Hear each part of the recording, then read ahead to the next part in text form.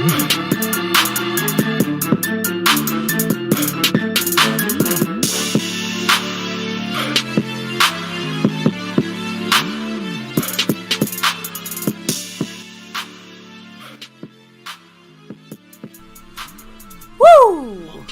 is up, YouTube? My Cowboys family here, bringing you guys the latest update on our very own Dallas Cowboys. And of course, as always, thank you so much for taking time out of your busy day, your busy nights, whatever time zone you're in, to come hang here with us on what we were hoping would be something a little closer to a Victory Monday, at least. Oh yeah, but last night we knew that wasn't going to happen. Yeah, this is pretty much as far away from a Victory Monday as you could possibly get. But Depression Monday. The season does not end here. Still. As much as it feels like it just did. Well, I know you want to say, listen, we're going to talk about it. There's a rant on the horizon here on My Cowboys Family Night, so stay tuned for that. I'm sure hard to avoid. It's going to come naturally. It's not a plan. We got some news. I'm sure when I read some of these stats and facts of the situation last night, you can get some real reactions here once again on My Cowboys Family. But, yeah, not a good day. Kind of everyone's down. I'm sure all Cowboy family is down. All Cowboy fan base is down and out right now. But, you know, disappointing is the bigger word than I think angry or, you know, maybe frustrated and disappointed, I think is what's known. I think that's what we could all accept. Because, again, we know where this team could have been, and we know where this team is currently at. And there's no delusion here. That's for damn sure. So we'll talk about all the ugly, and the ugly tonight. Exactly. And, of course, the bigger question is exactly, like, how exactly do we move on? How about like, are we able to move on? This team. Not us, but the team. Sure. I guess we got to answer that first. But first. Oh, yeah. Question to the answer everyone's been asking, what? Who's representing? Who's representing on this board? Well, it's a pretty familiar name around these parts. McCarthy. Family in the house and representing, and we got the same names too. Back to back from Mark Hovsepian, all the way from Hawaii, as our sponsor of the week. Once again, much love to him. Speaking of repeats, he's still leading that stream boss with 95 points. That takeover is in full effect there for the man, Mark Hovsepian. I know he has a lot to say about this game. And then you got the man Snug X, who you know why he's here, the Over Everything member here on the membership side of things. Much love to Snug X. Again, talk about repeating, forget that. You talk about 9-peat. 9 weeks in a row for Snug X, dominating that board right there. Man, the new Cash App King for the last 2+ months is in the house. Appreciate you, Snug X. And then you look right above that, you see the gifting champion. None other than the man staying skeptical. Skeptical fan who gifted 6 memberships last week and beat out a lot of ballers out there in that top board. So appreciate you. Currently, of course, there's nobody on that board, any board really right now. No, other than Stream Bus, of course, Mark Hovsepian. But the overall board, no leader. This is the first day of the week, guys. So first stream of the week, it all resets. Snug X, he's the Cash App King. But right now, at this moment, there is no king of the Cash App as far as who's coming to take that. Yeah, I guess by the end of this week, and our Monday Night Football game against Kellen Moore. So we're going to talk about that some more later on in the week. We're going to maybe even have a special guest tomorrow night, the owner of the Dallas Cowboys. We might actually have him here. So we'll talk about that and more. We'd love to hear from Jerry himself. I mean, especially since usually when things go good, Jerry's giving post-game commentary. What do you think he said after this game? The 2 losses this year, Cardinals and the Niners, Jerry Jones is nowhere to be found. Yeah, he's let Steven take care of that business for him. And we do actually hear from Steven today as well. Yeah, a little bit from him and everybody. You know, you're going to hear a lot of BS. You're going to hear some things that make you upset, some things that you got to expect, and some things that just, comes with the territory of being a Cowboy fan. But, by the way, we shouted everybody out here on all the boards, but also got to shout out those that are in the star level membership. We talked about different ways of donations right here, dropping love to the channel, whether it's super chat. There's the thanks button, the gifting memberships, or just jumping in the membership yourself. Like last night, Tammy Soltis and Traveling Fools, both Navy Blue Crew members. Much love. They hit that last night on their their monthly anniversary. So appreciate them, those guys there. But there's 4 other ways to help out the channel. That's in the Cash App side of things. Of course, you have the Cash App money sign My Cowboys Family, the Venmo at My-Cowboys-Family, the regular PayPal link, and last but not least, the Streamlabs lets your comment show up on screen just like a super chat. That's right. So there's that, and then, like I said, the star level and Over Everything level membership. Always get those nightly shout-outs because you guys run the show. All you guys run the show, but these are the top-notch level members here that run the show, and you can jump in it. You can see it in the description. You know how to get in the memberships. You can do that. Any level, navy, blue, silver. There's also that star and over everything. Much love. To Skeptical Fan, Jason Renfro, Dwayne Broussard, the Top Dog, Lincoln Kane, Mary Alvarez, Andy Potched, Marissa Sparkle, Da Lunatic, and of course, Snug X. Much love for you guys for all the support, all the love, etc., etc., etc. Guys, cannot do this without your guys' input on all fronts. So thank you guys on that side of things. And I think is that everything right now, other than the shout-outs, right? I think so, right? Well, yeah. Well, one last thing. Wait a minute, you're right. A special raffle going on this Sunday. If you're in the star level membership, your monthly membership's going to hit, as far as the raffle is concerned, this Sunday during the game. So, I guess this week's raffle, you can kind of say, you got to get in the star level membership if you want to try to win one of these sewn, stitched jerseys from the Man Cowboys Mosh. So, again, a lot of choices, legends, old school, new school, the whole thing. We talked about this. Fantastic, authentic, like jerseys. We've worn them here every week on the show. Every week, at least once a week, we're wearing these jerseys. So, again, good luck to the star level member winner. Last month, it was Jason Renfro, who actually was one of our big winners with Snug X last night from the Lunatic raffle. But now we got another raffle, game day, star level membership, over everything membership. That's right, either or. There's Snug X also on this one. Hey, some people can be winning jerseys left and right. Good luck to all, and much love to the star and over everything level family members here. So, talked about everything here. Now it's time to kind of get the intro and the promos out the way. Who's in the house today? Talk about our Cowboy unfortunate recap of the embarrassment against the Niners last night. Let me see. We have Thomas Garrett the Superior, Garrett, Angelica Robledo. Yes, always go Cowboys. In the house. Raul in the house. What's up? We have, let me see, Scorpio representing. Retro Scotty, thanks for stopping by, saying hello and hi. Retro. We have Voodoo Alpha, a.k.a. Alexander Moreno. What's up? Yeah. We see Chase the Goat.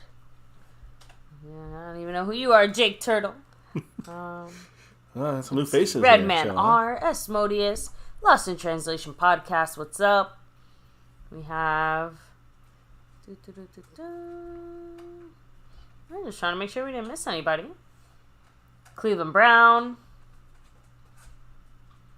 William Burney, Fuego 2.0. Yeah, that's as far back as I can go. So, with that said, Support 34 Cowboy, what's up? Let me go ahead, hand things kind of back to you. I know we'll be bouncing back and forth here for a little bit, but I know you have things to kind of kick things off tonight. Yeah, we're going to just start off with a little, I guess, non-Cowboy stuff. Here's some NFL news or some world news, I guess you can say, of course. With the situation going on in the Gaza Strip and Israel, Hamas, the NFL mourns, this is an NFL statement today, they mourn the loss of the innocent lives that were lost in Israel and strongly condemn all forms of terrorism. The depravity of these acts is beyond comprehension, and we grieve with the families of those killed, injured, and still missing. We pray for peace, and we'll always stand against the evils of hate. So, a message there from the NFL, obviously wishing for the best situation for the people living out there. So, now we have some NFL news. Of course, the NFL game tonight, but we'll get to that in a minute. The Colts quarterback, their rookie Anthony Richardson, their starting quarterback, he received an initial diagnosis of a grade 3 AC joint sprain, which means he's going to probably miss at least a month, probably more. He has an MRI. He had an MRI this afternoon, I think, or this morning, and he confirmed that. But either way, Gardner Minshew is going to be the starter next week. Didn't play bad. He actually got the victory, for helping get the victory, and he'll be there for at least the next 4+ weeks. And one last injury note as far as the games from yesterday, the London game, I think, that they played out there, the Bills in Jacksonville. Bills linebacker Matt Milano is going to have surgery on his leg, and their defensive lineman Daquan Jones on his pectoral. Both of them will be out indefinitely. So, we're going to be visiting some injuries on our own guys here, similar to that, some of those injuries you heard there. Now, as far as tonight's game, the Raiders tonight basically held down Jordan Love, got 3 picks on him, and the Vegas Raiders beat the Packers 17-13. Robert Spillane there for the Raiders intercepted Jordan Love 2 times. Amick Robertson made the game-sealing pick in the end zone as they were close. It was a close game at the end there, but the Raiders pulled it out against the Packers, and they stopped a 3-game losing streak The Raiders did. Their offense did just enough. Jimmy Garoppolo at 22 of 31, 208 yards and a touchdown, and did throw his NFL high 7th interception of the year so far. So I'm sure we'll be talking about interceptions tonight as well, with Dak having 4 so far this year. But the league leading high right now is Jimmy Garoppolo with 7. Jacoby Myers caught 7 passes for 75 yards and a touchdown. Jordan Love was 16 of 30 for 182 yards and 3 interceptions. 2 defenses not that good. 2 quarterbacks still very below average. Let's put it that way, I think. So anyways, there you go. That's the breakdown on everything going on in the NFL side of things. It's time to face the unfortunate situation of our Dallas Cowboys now. So, any comments before we get rolling here? Mm-hmm. Let me see here. So, of course, Asmodeus said Dak did things in this game that he hadn't done in the previous 4, which leads me to believe he and Curse threw the game. Oh, no throwing the game, but right? I get it. So, yeah, Bama fan, YouTube ads are definitely getting crazier out there. Apologize for that, but we don't control them. Yeah, they're actually on some kind of, I don't know, some automatic thing here. I don't know. There's a new system they just set up, by the way, Voodoo, so we have nothing to do with that. I apologize, but I can't really avoid spoilers for a game that happened 24 hours ago. So, that kind of is on you for hopping in here when the whole point of tonight is discussing absolutely everything that happened yesterday in detail. So I didn't hear. Hopefully you can catch it after you're able to catch the game. So, which part? Catch what? He hasn't watched the game yet. Oh, well, Jesus, I can't help that. That's why I said we can't really control the. Voodoo, that's a tough one. Wasn't Voodoo? Oh, he was here with us, but before the game was over. This is not a spoiler. And by the way, Smodius was joking. Horrible. By the way, in case anybody was confused for a second. You don't want to watch this game, Voodoo. Trust me. Cactus G said, "I don't like being suckered again, but it happened." You know what? Let's be honest here, guys. From one family member to another, we're fans of the Dallas Cowboy team. Expect to get suckered again. It's gonna happen, unfortunately. But it's when it hits. One day, hopefully, it hits. It'll be that much sweeter. But listen, we don't do it on purpose. None of us here. The whole Cowboy. You want to say Cowboy Nation, but the whole Cowboy family or the whole Cowboy fan base, top to bottom. I don't care what percent you're in of it. Everybody got fooled, so don't feel bad. I just feel bad that the Cowboys let us down, not feeling bad that, hey, we did it again. It's not our fucking fault. We're fans. We're supposed to love and hope our team does the best, and they're supposed to come through when they say shit all week. All week they're saying how this is the most important game. Now it's like a learning experience. Fuck that. So let's get to this game recap. I can't hold back. Cowboys very humbled, and you'll hear this a lot today from Dak. 42-10, as you can see at the bottom there by the Niners. This blowout by the Niners is the worst loss of Mike McCarthy's career as a Cowboy head coach, the second worst of his 17-year career for Mike McCarthy. It's the most one-sided score in the history of this Cowboys-Niners, I guess you call it rivalry. It is a rivalry, but not in recent years. They've been kicking our fucking ass. It's only a rivalry when you actually win a game or two. Okay, so I'm not wrong for feeling like, damn, that loss actually was worse than the playoff loss. And yes, obviously, as far as the implications, losing the playoffs means more, but this one hurts more for some reason. Yeah, I mean, it feels like, last year when we lost the last game against the Niners, we were knocked out of the playoffs, so it hurt. We've regressed. This feels like we got knocked out of the playoffs, and it's week fucking 5. So anyways, after beating the Cowboys, the Niners now have won 14 consecutive regular season games. Not against us, on their own, right? They have a 14-game winning streak in the regular season. The only game they lost, including playoffs, is the Eagle game. And, of course, the only game they had Brock Purdy and McCaffrey there for most of that 14 games. So, they're the difference makers. Came in there halfway through the year last year for them. So, again, now after they beat us here, they have 14 consecutive regular season games won, dating back to Week 8 of 2022. That's the NFL's longest active win streak and the second longest regular season win streak in their franchise history. It's only one short of the 15 games in a row that San Fran won from Week 12 of 89 to Week 10 of 1990. The Niners can now tie their franchise record on Sunday in Week 6 against the Cleveland Browns. The Cowboys, let's talk about our shitty fucking situation. Mm-hmm. We allowed more points last night. 42 points. You see it right there. We allowed 42 points. 99% of that was from the defensive side. More points we gave up than we had in our first 4 fucking games of the entire season so far. We had 41 points against us through 4 games. And then we had 42 points scored against us last fucking night. We are the first team since the 1990 Raiders to allow more points in our 5th game of the season than in our first 4 games combined. I mean, you're talking about fucking 30 plus years ago. This was last time something like this fucking happened. Not just that, but that's a really big fuck up, a big collapse. That's ugly. Very ugly. And if you look at this game against the fucking Niners, the first 30 minutes of the game, the first half of the game, the Niners had outgained the Cowboys 212 yards to 93. And they also held us to just 21 yards on the ground, rushing. And again, you look at our 7 possessions in the first 2 quarters, 6 of those 7 didn't go for more than 3 plays. 6 of those 7 were 3 and outs. Despicable. Offense should be just we should just punt every time we get the ball at that rate. And again, the Niners, what were they doing in the meantime? This is halftime. They had 170 yards. I think in the total game, actually, on their way. They had 422 total yards in this game. They converted 55% of their third down chances. They were 4 out of 5 in the red zone. We could only dream of something like that. Right. We, by the way, in this game, had 57 yards rushing and 197 yards in total offense.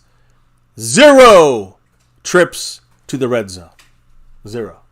We worry about the red zone. Heck, I think we only made it on their territory like 2-3 times. We kicked the field goal and we got that Turpin touchdown. But you know what's great, baby? No red zone problems this week. Now I know how. You have a problem if you don't get in the red zone. I know how McCarthy was planning to solve this shit. Just don't get in the fucking red zone. Boom, done. Honestly, the funniest part to me is the fact that Kellen Moore and McCarthy have the same problem, just in such completely different ways, right? We're still not getting receivers open. We're still not scheming properly for the people we have, right? Like, all these things feel like... These things were promised by McCarthy to be fixed. Kellen Moore didn't know his ass from his elbow. He didn't know what he was doing wrong. He thought he's just young and dumb. But McCarthy's old and seasoned. Yeah, what's McCarthy's maybe too fucking old. I don't know. Stubborn as a motherfucking ox. Either way. No one's going to survive this one tonight on our team. No player. No coach. So if you have your favorite player or coach, you probably want to turn it off tonight. So... Again, first downs, we had 8. They had 25 first downs. They got 3 first downs off of penalties. You like that? They were 6 of 11 on third down. We were 4 for 11 on third down. We were the best team at third down conversions. Well, no more. Fourth down, both teams were 0-1, but 0 for 1. They ran like 18 more plays than us in this game. They had 421 yards total offense. We had 197. Both teams had 13 drives apiece. They averaged 6.3 yards per play. We averaged 4.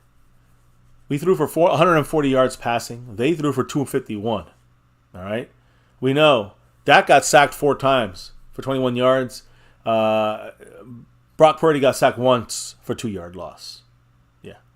And of course, Dak threw 3 interceptions. One, not his fault. Nonetheless, he's thrown 3 interceptions this game, 1 against the Cardinals. That's 4 for the year in 5 games.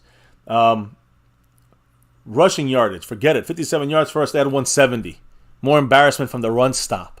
On defense, more embarrassment from the lack of running in opportune times or maximizing that shit. I don't want to run a first down, but I want to run smart. And we got to utilize the run game once in a while. Well, yeah, we're down by a lot. What are we going to do? What can you do? What the fuck can you do? Red zone, 0 for 0 for us, 4 for 5 for them. We had 6 penalties, and they had 6 penalties. You know that, right? We both had 6 penalties for 12. That's the league average. That's what this guy throws every week. So we were accurate about that. Problem is, ours were for 60 yards. They were for 45, and those were 3 of them were for first downs for them. 0 for us, by the way. That turned into first downs. Yep. We had 4 turnovers. 3 Dak interceptions, 1 fumble loss by Pollard. They lost that 1 fumble by McCaffrey. Time of possession. We had the ball for 22 minutes and 55 seconds. They had the ball for 37 minutes and 5 seconds. I mean, embarrassing. We got worn down in every single fashion, every way. Coaching, defense, offense, all fucking suck dick. The Niners-Cowboy game last night had 26.1 million viewers. This makes it the most watched Week 5 ever in Week 5. the most watched NBC Sunday Night Football game ever. And of course, they got their Sunday Night Football stuff on 2006. So basically, since 2006 is the most watched game, and everybody got to see our Cowboys get the Niners' motherfucking gold digging boots up our motherfucking ass. Plain and simple. So the Cowboys. By the way, by the viewership, it peaked when it was just about to get ugly for us here, about 9:30, 10 o'clock Eastern, 9:30, 9:45 Eastern, in that little quarter range. In the second quarter of the game, it was 29.6 million viewers at those moments there. That's crazy. The Cowboys had 197 total offensive yards. And, of course, we had 4 turnovers against the Niners yesterday. The last time a team hit those 2 marks in a, or worse, in a game was the Cleveland Browns in 2017, and they lost to the Jaguars. The second biggest kind of situation with turnovers of 4 or more, and only getting 197 yards or less. The second most, the Packers in 2015 in a loss to Arizona. By the way, those Green Bay Packers, you know who their head coach was, right? Mike McCarthy. I was just about to say. Yeah. So, yeah, he's part of the 2 out of the 3 worst situations like that of having no offensive yardage and having 4 turnovers against your offense. So again, when this night began, it just felt like a big game, a big game. You felt like, right, and as it ended, it wasn't just a regular October loss. It was it hit a lot worse for a sobering situation for us Cowboy fans. So, how do you come back from a 42-10 dismantling? We'll talk about that later on, maybe in the week. But right now, we got to talk about the injuries, which is the next kind of step. Look, we're going to go back and kind of revisit this fucking disaster, but we got to talk about these injuries, which is another issue and situation. First and foremost, you see him on the front cover here, the thumbnail. LVE, guys. Leighton Vander Esch, we saw him leaving with a neck injury in the game. According to all reports, he now has a neck strain, which is fantastic news compared to what it could have been. We know he had that neck fusion. Yeah, what we initially expected it to be was way, way worse. So for it to, I hate to say only, but for this to be the suspected only problem, I mean, that's great news. Even if it does mean that LVE is not exactly going to be available by this Monday. Sorry, so used to reflexively saying Sunday. Those Monday night games trip me up, right? Let me see. Aztec Aguilar 4 said Dak was out in 2020, the last time we beat them. Yeah, so, the same way that Dak seems to have the Giants' number, maybe the Niners just have Dak's number too.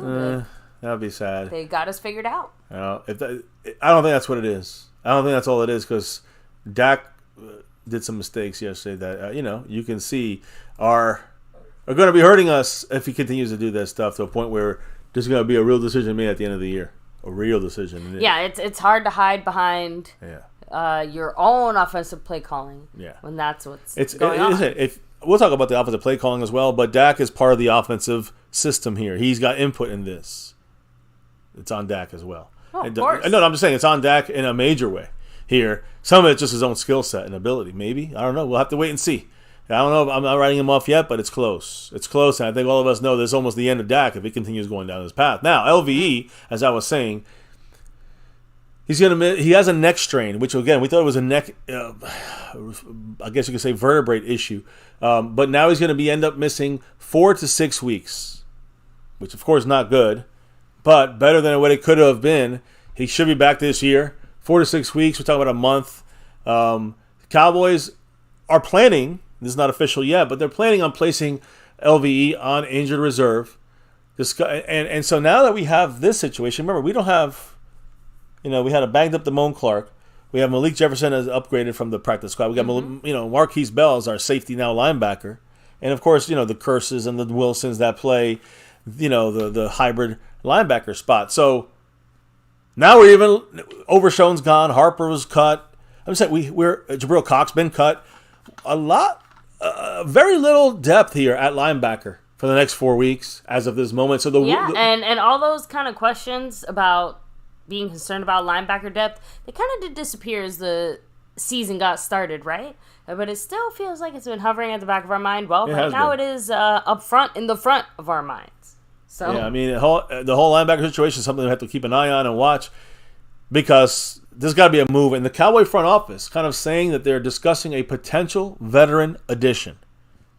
We'll see. Now, when I hear that, there's only a couple names even left out there right now, guys. Anthony Hitchens, we know him from Dallas days. He's a free agent. Damian Wilson, does that sound familiar? Another Cowboy? Yeah, of course. And then Rashaan Evans, who actually we've spoken about him in the offseason. Maybe the Cowboys can pick him up to add that depth. I think it becomes a little more serious with that situation. I think it's Rashaan Dave Evans might be an option, but he's not the savior. He's just another plug-and-play kind of veteran backup you can throw in there. With LV gone now for at least a month, probably a month and a half. Right now, guys, and here's the other things that kind of the fallout from that. LV has played, I'd say, above average this year so far. He had one real bad game. This game wasn't great either. But losing him is going to be a major issue. Why? I don't know if Damone Clark, I know he's your guy from last year, but I don't know if he is quite ready to be the off-ball linebacker. The second level of Dallas' defense is going to be even thinner now than it already has been, and now with safeties helping, I mean, they just can't handle it. We got to get a bigger guy in there. Damone Clark, can he handle that? I don't think so. He's still too small. It's time to make a move with that inside there. Now, Malik Jefferson, he's a practice squad guy. If he was that good, he'd be on the team already. So now Damone Clark, I don't think he's moving over. Malik Jefferson, I don't know if he's the answer for that. So we have big question marks at linebacker. I think that today when the coaches and front office speaks, we know it's going to be more Micah Parsons at linebacker. Kind of what you said, baby, last night during the game when we saw LVE walking off the field there. And again, that's one of the major issues of this entire defense. You saw us hurting already, stopping the run. We have issues. Even LVE was not great there a lot the last game in the Cardinal game, stopping the run. Now what's next? Now what the fuck is coming? Because we're in trouble now. Yeah, I feel like what's next is like the universal question right now. We are in trouble. Major trouble here on defense. Not the same defense we're going to have, even with, if you don't like LV, so now it's going to be worse than LV was. Again, if he's on injured reserve, he's going to miss 4 weeks. That means he's going to have to miss the 4 games. He's going to miss the Chargers, the Rams, the Eagles, and the Giants, and maybe even another one. Or 2, possibly, right? So we'll see what happens, guys. But definitely not a good thing going on right now for our Dallas Cowboys on the defensive side and that linebacker. Oh, there we go. Mark Hosep kicking it off, not just tonight for the first drop of the night, but for the entire week. The man, back-to-back sponsor of the week. I mean, like our 90s Cowboys. We got to go back to that again. But Mark Hosepian repping it that way with that $2 holler. And he's got 97 points on the Stream Boss. What did Mark have to say kicking it off tonight? He said, so many higher picks have busted. Jerry Jones has to go. I wish there was a way we can get Jerry out of here. And again, this is not necessarily Jerry's fault this time around, but it is the breeding of this mental kind of acceptance of Garrettisms and all those things that Jerry Jones has put into place there. It's building up over the years. It's just exploded. And now we're going to see where this thing goes. It's going to be something where it might be ugly here in the next couple of years for the Cowboys if we blow the thing up. You know what I mean? And I just think that that's too quick to jump that. And I'm not saying Mark is saying that. I'm just saying I think it's too. That's my own thoughts. It's too quick to jump on blowing everything up. But I do think there's a direction we're going here, and it was kind of like do or die, and it looks like we're dying. As of this moment, it looks like we're dying. We got to have some major changes to this team this season. By the coaches and the players have to fix themselves because now you're in the season. You just can't start over. I don't know if the Cowboys trying to make a trade. I don't know if they're going to try to make a move. I don't count on them doing that. They'll probably get some cheap free agent signing right before the end of October or November for the trade deadline, or who knows. I don't know anymore. Marco Seppian, another 1-2 punch, a $2 holler, Jay Lou style. And he's at the 99 points in the Stream Boss. And he's now, I got to put him up there in first place on the overall board, baby. Going for that three-peat. What did the man say? He said, no, isn't that the one we... Oh, no, that's a separate one. He said, what's sad is we have $20 million plus and did jack with it. So, again, we still have that money sitting there, right? Bank, right? But it is just sitting there collecting dust. Well, now, listen, if Jones has decided to go opposite away from Dak, you can't say that's for Dak anymore. So... But I'm gonna say this. I'm gonna be sorry to say this. I know some of you guys might not understand. Many of you don't believe it. But the Joneses will probably not do anything with that money. With the Dak money. that we will save if Dak is not signed, right? We got to eat some money and maybe eat $30 million, right? Okay, but Dak's not on the books for 60. That's an option. But if the Cowboys do that, it's going to be a really bad season. The Cowboys are not going to spend that money. And they'll get CeeDee Lamb, signed up. Yeah. We're not going to go for any big name guys. We're not going to try to save this team and attack while we have we thought we had the defense, and that's definitely in question now. So it's just not a good situation that this season has taken a turn to the depths of hell right now.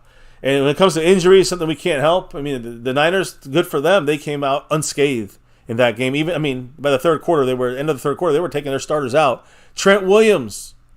We talk about the physicality. We got to beat these guys. Physicality. Mike McCarthy. Physicality. We got to draft this way. Glass eaters for 2 years. And Trent Williams, the left tackle for the Niners today, said about the whole week. He's like, these are the kind of games you got to take ice baths because you're beat up so badly the next day. And they asked him after the game. He talked about the ice baths all week. Trent, is this an ice bath game? He just looked at the camera, smiled, smirked, and said, no. That's literally what he said. In a smirky smile, fucking like, are you kidding me? Of course not. This is a preseason game. That's what it came out to be. That's what I felt like, and I hate this shit. But nobody to get hate here. The Niners earned it. We gotta hate the way this team has kind of taken it over and kind of left us hanging here with what they were supposedly saying how important this game was. Now it's a lesson learned. Fuck it. So LVE, guys, again, I just went through his entire situation. Not good. Lacking there at linebacker. Who knows? I mean, even if we get a linebacker, is it going to really change things? Overall, we might still get 11, 12 wins. You guys know the final story here. You guys know the edited version here at the end. You know what the script says. What does the script say? It says that the fucking Cowboys are going to be knocked out sometime in the playoffs if we make it. And that's not a script, again, for those conspiracy nuts out there. It's not. There's really no script. I'm just saying the Cowboys are writing this script because that's what they're doing. They're writing this. You know that phrase that says history doesn't repeat, but it sure does rhyme? Oh, yeah, we're rhyming real funky fresh. Yeah, and it's funky F. So right now, again, that's one injury. Another major injury, C.J. Goodwin. Our star. He's our star special teams guy. He might have been a guy going to the Pro Bowl or something. Long deservedly, in my mind, we need to, get him there. But, he's not going to play this year anymore. C.J. Goodwin, number 29, tore his left pectoral muscle. That's what was feared initially last night. He's expecting to miss the rest of the season. He's out for the year, guys. Obviously a horrible development for him. A locker room team leader, elite special teams player. When he was out Sunday, he was still mentoring players on the sideline, and that's where he's going to still come in handy. But again, special teams ace C.J. Goodwin has some fluidity, though, on the next step with that pectoral muscle tear. He can undergo immediate surgery and miss the rest of the season, or we'll find out what he does. But he could also strengthen the area for the next several weeks, deferring the procedure until later into the postseason or off season. And so the gray area is now for, this 2023 status. He looks like he'll be out for the year. He'll be put on IR, but he may actually be able to come back if he chooses not to do the surgery. Good luck to C.J. Goodwin no matter what he does. And no matter what happens, this man needs to be on our team again next year. That's all. Much love there. Marco Seppian with that 5 on it. Fully loaded. What did the man say? Ooh, huge shout out to you, Mark. He said, so far, our entire 23 draft has been silent. Rounds 1 and 3 should be solid starters in depth. With Tolbert, Golston, Wright, Gallimore, Hill, McGovern, crickets. Yeah, I mean, are we talking about the last 3 years? 1 year, Tyler Smith is the only one that's kind of. Can you think of anybody else that's kind of broken the door in? I mean, Tyler Smith definitely. No, I mean, top pick in the top 3 rounds, and outside of that, I'm trying to think. I mean, as far after as CeeDee Lamb, after CeeDee Lamb and Trayvon Diggs, let's say when we got. Like the Quinn era coming in. Yeah. No, I'm trying to think about it, but yeah. By the way, you guys are bringing up some good points here in the chat as well. Stick Aguilar 4 said, this is why elite players don't want to sign with us when they become free agents. They know Jerry and Stephen Jones' reputation of being cheap.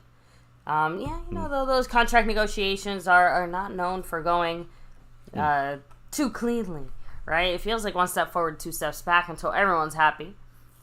So yeah, I mean, looking back at Mark's comment here, and again, for the most part, I'd say after the CeeDee Lamb, Trayvon Diggs, draft, it's been pretty bad the last couple of years when you see what's come out of that. Other than Tyler Smith, it seems like everybody else kind of fallen by the wayside, disappearing. Tristan Hill, second rounder, and then Kelvin Joseph, second rounder. They ain't here no more. They couldn't hang. They just bad pickups by this staff. And again, is it something that could have been developed better? That's something I think that you hope you have the coaches that can do that. And I don't know. I'm starting to doubt the coaches. Some of them. I'll say that. Now, there's more injuries, guys. There's more injuries to talk about. Yeah. You thought we were done? Oh, boy. Kevontae Turpin. He was the only guy that scored a touchdown for us last night on that 26-yard touchdown pass. 26 yards, right? Not in the red zone. Yeah. Suffered a high ankle sprain in this loss. As I said, I saw it when it happened. He rolled to the sideline. You could see the guy rolling on his ankle a little bit, and he rolled out of it. Caught that immediately. He jumped right up and just kind of was jumping on one leg. Later on, we saw him on the sideline kind of getting his ankle looked at. It's a high ankle sprain. And that's a killer, guys. That is a killer. Those are about 4 to 6 weeks on high ankle sprains. And tomorrow he's going to have, I think he had it today, MRI. It was confirming and determining the severity of this high ankle sprain. But according to Mike McCarthy and others from the Cowboy organization, Turpin, quote, has a chance to practice this week. So 4 to 6 weeks for a high ankle sprain. It could be a very minor one. I'm knocking on wood for him. And hey, if he gets to practice, he might not play, but he'll be ready for the Rams game, let's say, when we're there. MCF is in town. The last injury, we got another injury we got to talk about. Donovan Wilson, number 6. Now, Donovan Wilson, he went down with a right leg injury. We saw him grab the back of his calf, and then he kind of helped off the field limping. What it was actually is that it looks like it was an ankle injury of some sort. It's funny, I haven't heard much about this today. I don't know if you have some info on that later. But Donovan Wilson, I mean, according to most people, saying he appears fine, but he has an ankle injury. So we'll have to wait to see more on that tomorrow, I'm assuming. So not good at all at any part of this game on the injury front for us. Very sad day for us, for this team, for this organization, and most of all, for all of us, the fans. Duped, fool's gold, whatever you want to call it. This Cowboy team talked a lot of shit in the sense of like, we're ready to face this team and they took a big shit in the middle of the field.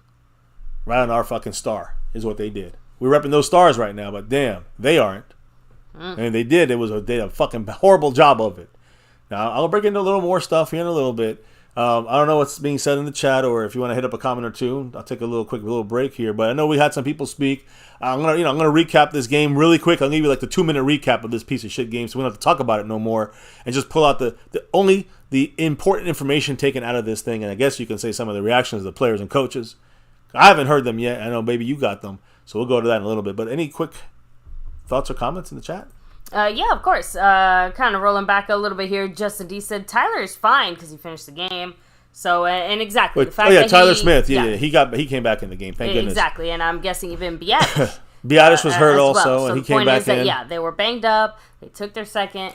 Oh, back and also another guy. Wasn't there another guy that got hurt? Deron Bland. But I think you checked on that during the game yesterday. Then wasn't there a situation he walked off the field?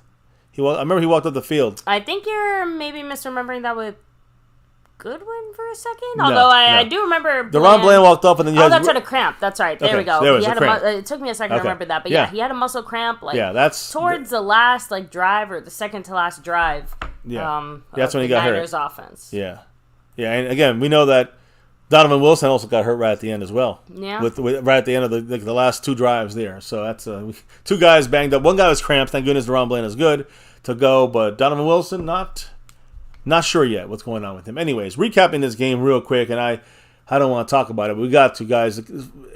Starting off the game, the Cowboys start off like shit. The defense shit the bed. We allowed them to drive that whole fucking down the field, 75 yards in 7 plays for the first touchdown of the game.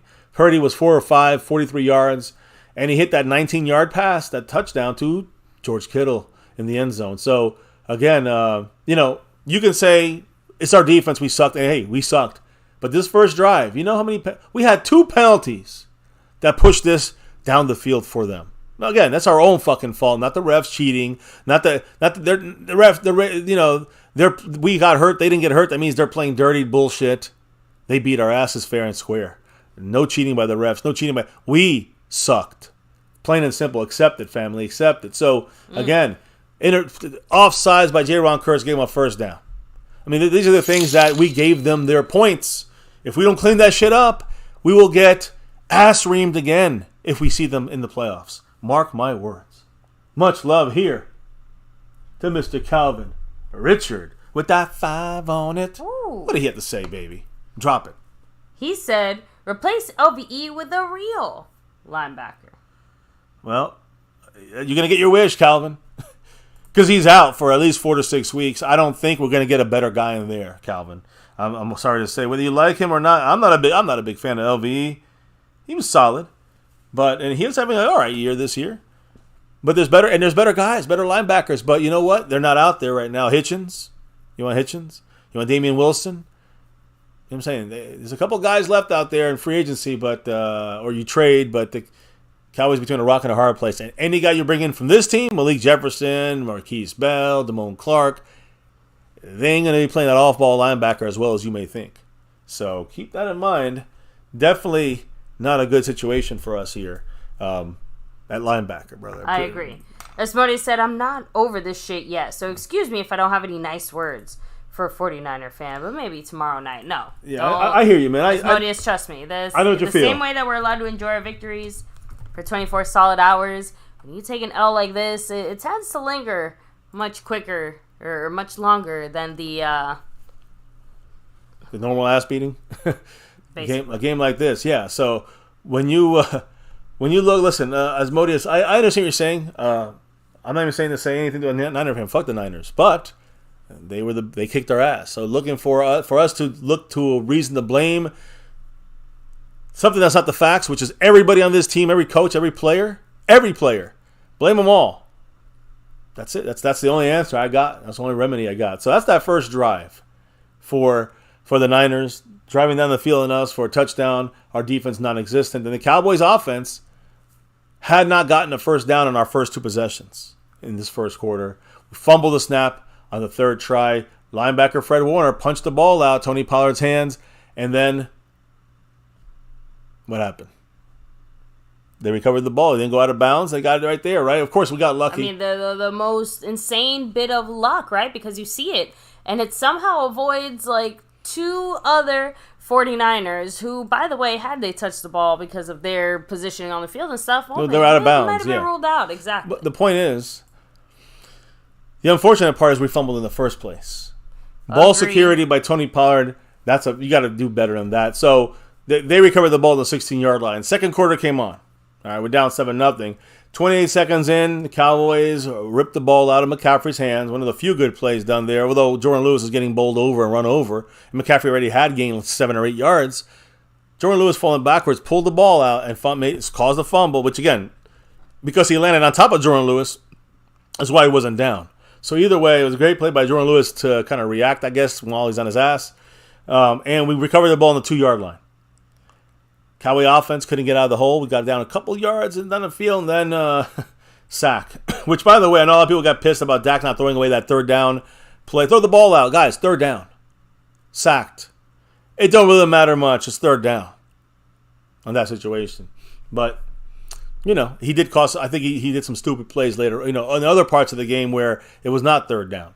Now, Dallas went 3 and out. Of course, punted the ball out of his own end zone. They returned. Remember I told you they returned at 14 yards, and they were down to the Cowboy 38 already, just after that little situation. 1 play later, back in the end zone. They did the flea flicker, trick play. Purdy threw it to Kittle. That was the 2nd touchdown as of this moment, right? Down the right sideline, and scored again. 2nd touchdown of the night. His 2nd touchdown of the night. Dak came on the field there for the offense. Went 5 for 6 for 62 yards, and he took us 78 yards to a touchdown, Dak Prescott. Again, perfect pass, 26 yards to Kevontae Turpin, and we got on the board, 14-7. The Niners responded. The defense could not come through again. The defense failed us here. But it was because, not just the Niners, what they did to us, it was we failed ourselves because we had so many penalties against us once again. We were going to be off the field on that 3rd and 4. And the Niners, it was a pass, I think, to the 46-yard line. But because of a personal foul by Donovan Wilson, you see it on our thumbnail. He stepped on the guy. There's no fucking excuse for that. 15-yard penalty, second 15-yard penalty of the night for him. First down, new set of downs, now a good new gift. What happened? A couple plays later, guys. McCaffrey forced his way across the goal line, 1 yard out, and halftime score 21-7, giving the game away. The Niners taking what we give them.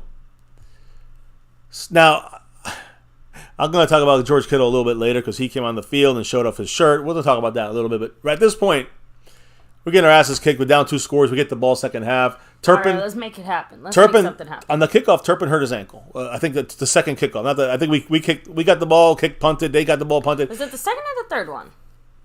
The second kickoff, second punter of the third quarter. It happened relatively early on the special teams side of things there. It happened early in the second half, in the third quarter. So Turpin twisted his ankle then. C.J. Goodwin also got injured then, early in the third quarter. They were both ruled out of the game at that point. So there you go. We lost 2 major kind of pieces. The one guy who scored a touchdown, a returner, and then C.J. Goodwin, our special teams ace. We got the ball to start second half. We punted, guys. We punted after. We had a nice 29-yard pass to CeeDee Lamb from Dak, which is that little adjustment by McCarthy. I think the only adjustment he made all game. Got into the Niners territory, but then on 3rd and 4, we ran the fucking ball on the San Francisco 31-yard line. Why do you run the ball? If you're going to run the ball, you're going for it on 4th down, you figure. McCarthy even said a lot of his stuff is based off of, third downs. You want to make sure you said it yesterday. In case you have to go for it on 4th down, you want to call a play on 3rd down that sets you up for close. Success on that. So that means not the first down on 3rd, but close to the first down marker. So they run on 3rd and 4.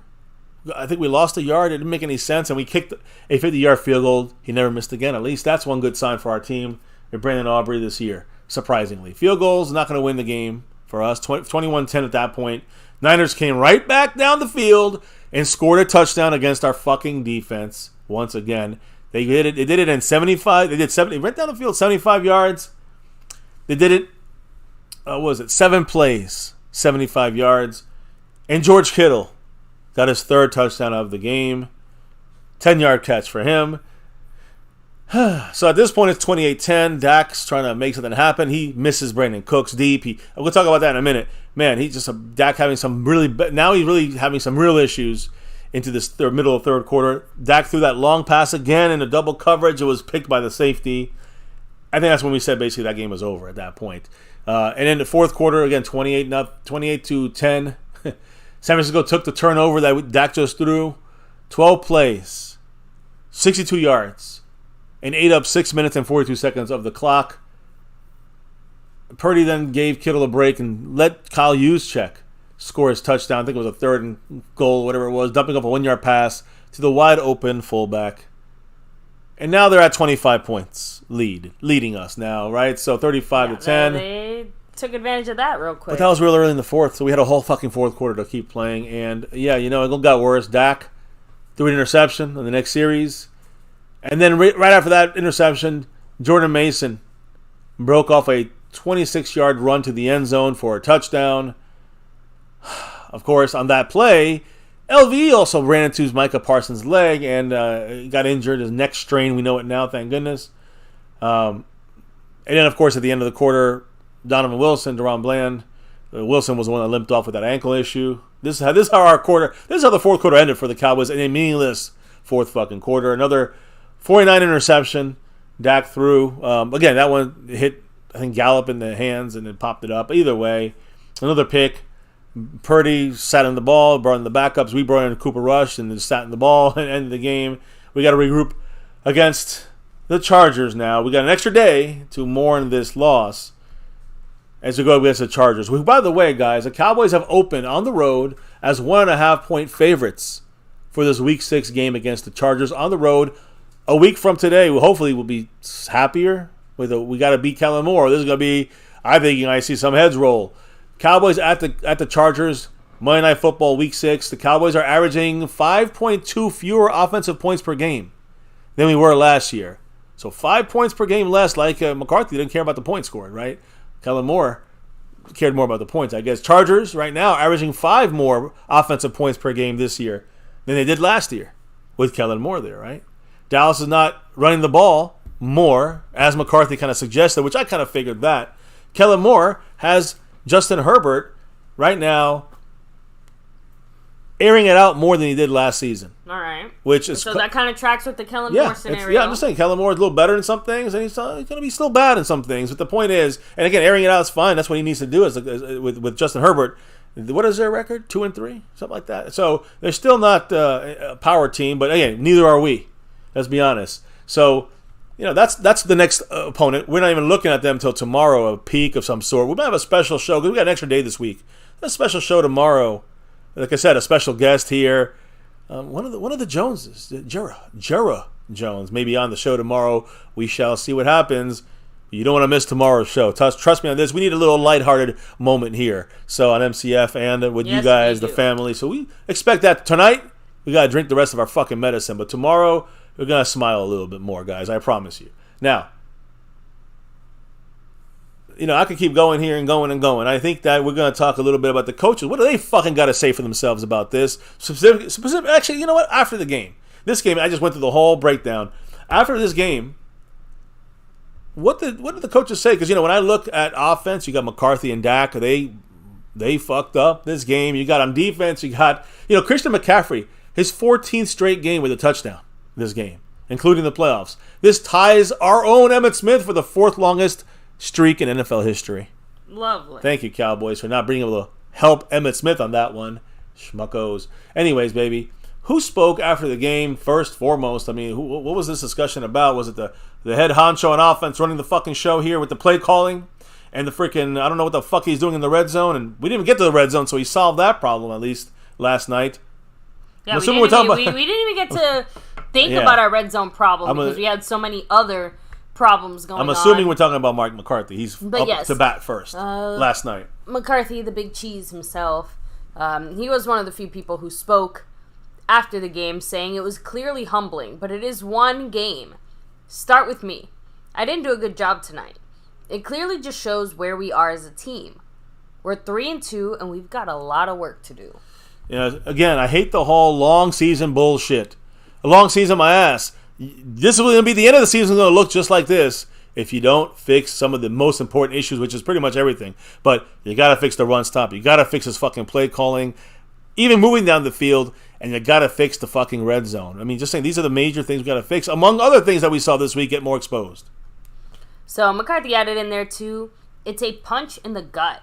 It's a kick in the ass. No shit. I'm not a burn the tape guy. I think that's a crock of shit. I didn't see this coming.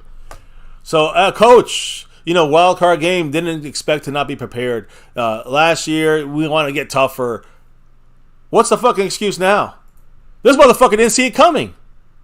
So, I was trying to give McCarthy the benefit of the doubt this offseason, this year. I know he's creating this offense to go around Dak, and Dak's part of the work of this thing. Dak's doing what he's told to do. That's just Dak's style of things. McCarthy, he better find out on this, because this is his last year with the Cowboys if he does not. So, and of course, one thing I want to make clear too. Remember, guys, we didn't win. So the number of people and the volume of the length and time and things they spoke about much shorter. So, right? Because that was more or less everything that we heard from McCarthy after the game. Okay. After the game. So he steps off the podium. Who else spoke? Yes, he does. But guess who takes up the podium? Well, the guy who so many are okay. No, go ahead. The guy who so many are saying is the number one reason that we lost, Dak Prescott. So let me just say something. Dak Prescott went 14 for 24, 153, averaging 6.4 yards per throw, 1 touchdown, 3 picks, 3 sacks, quarterback rating 46.4. That's pitiful. That's one of his uglier days. I was going to say, that's got to be like the lowest rating he's ever had. Well, that's his quarterback rating, and he has another rating of 51.6. Horrible. Rushing yards for our offense. I guess maybe that Denver game. I mean, I guess I was trying to think, like, is there a game that Dak, would have had stats or something even close to that? And remember that one Denver game where we got our asses handed to us in 2016 or 17 or something? Maybe that one. To me, that one is like the Cardinal game this year. The Cardinal game, and then after that, they're figuring us out. And the Niners just are one of the best teams in the league. And if they figure you out, I said this a couple weeks ago, we're going to get our run fits right in our assignments. What do you think that means for the rest We're going to get our asses handed to us against the Niners, and this would happen. So, but there was less defense. Let's go offense for a second. Just overall, defense or offense. Measuring sticks, this measuring stick game, the 3 teams the Cowboys have beat this year currently are 4 wins, 11 losses. Like Marco Seppian has said multiple times. I know we all sometimes get a little frustrated with the facts that Mark is spitting. We got to see it get fixed. We haven't seen it get fixed. So Cowboys, our offense, McCarthy and Dak Prescott, achieved the first down only 8 times. That's the fewest in our Cowboy franchise since the Washington Redskins, held us to 7 first downs on December 30th, 2007. That was against Romo. Entering Sunday, the Cowboys averaged 23 first downs every week. Damn. That's the 4th best in the NFL. The Niners had allowed 19 every week. We only got 8. Just want to make sure I reiterate that. Now, Dak Prescott on his own, of course, not only to blame for those first downs. Dak, a contributing factor for sure. Major fucking contributing factor. On passes beyond 10 yards against the Niners, he was 2 for 8. Completed 2 passes over 10 yards. 6 incompletions there. 1 interception. Those 2 passes over 10 yards, went for 55 yards, and the other one for a touch. Again, it was the 26-yard play to CeeDee Lamb, and it was the touchdown. The 26-yard touchdown to Turpin, and the other, whatever the other one was, to CeeDee Lamb. So, only, again, 55 yards, 1 touchdown and 1 interception of passes over 10 yards, 2 completions from Dak. Now, is that only Dak? Of course not. Of course, Mike McCarthy is calling some plays, but yeah, I want to tell you guys something. Dak fucking Prescott missed a lot of guys yesterday, and if you got to give him the benefit of the doubt every single week, man, come on, open your eyes, guys. There's only so much protection you can give Dak Prescott. Yeah. He done fucked up. Can both things be true at the same time, where Dak is not looking great, he didn't perform well, he had a really rough game, and also Dak is not the singular reason or the biggest number one reason to blame? Well, I mean, again, everybody wants. The problem is, I feel like everybody wants to be able to look at one specific thing or one specific person, point their finger, and say, "Here's the bad guy. Here's the boogeyman. Here's the one thing we have to do." When in reality, it is a multitude of things, a layer of things across the entire team. Well, right. So we're just agree. touching on some of it here, but of course, Dak offensively was a huge part of the things that went wrong there. It's hard to judge it 100% because of the coaching situation and the fact that if these fucking plays are just bottlenecking and Dak is missing guys, listen, if Dak misses a guy here and there, it happens. Dak missed a lot of guys yesterday. And one of the main guys he missed was extremely pissed off with CeeDee Lamb. And I'm going to talk about that a little later. You will as well. But Dak Prescott missed, again, he was under duress. But a lot of quarterbacks are under duress, and they make these plays. That's football, baby. Hey, listen, exactly. And there was some moments where he could have hit Brandon Cooks a little earlier. He took too long. Okay, you talk about his footwork and his ability. If he's not able to do that, then he's not that good of a quarterback. Now, see, here's the thing. That play to Brandon Cooks, Brandon Cooks was not open the whole way. But when he was open, Dak saw him, and he held off like another second. Then he threw it, and it was out of bounds. And it just makes no sense why Dak was unable to pull the trigger faster on that easy. It would have been an easy completion if he just launched it. When he first, he didn't have to. Now people are saying, well, he's moving to his left and he has to set up and then and fuck you, because I don't see that happening with. I say, listen, it is a hard thing to do. Don't get me wrong, but Dak needs to do it, or he's not. It's either yes or no. If he can't do it, then he's not worth. Yeah, there's like no in between. Right. I'm saying people will say, well, he can't do that. Well, then if he can't do that, then he ain't the guy.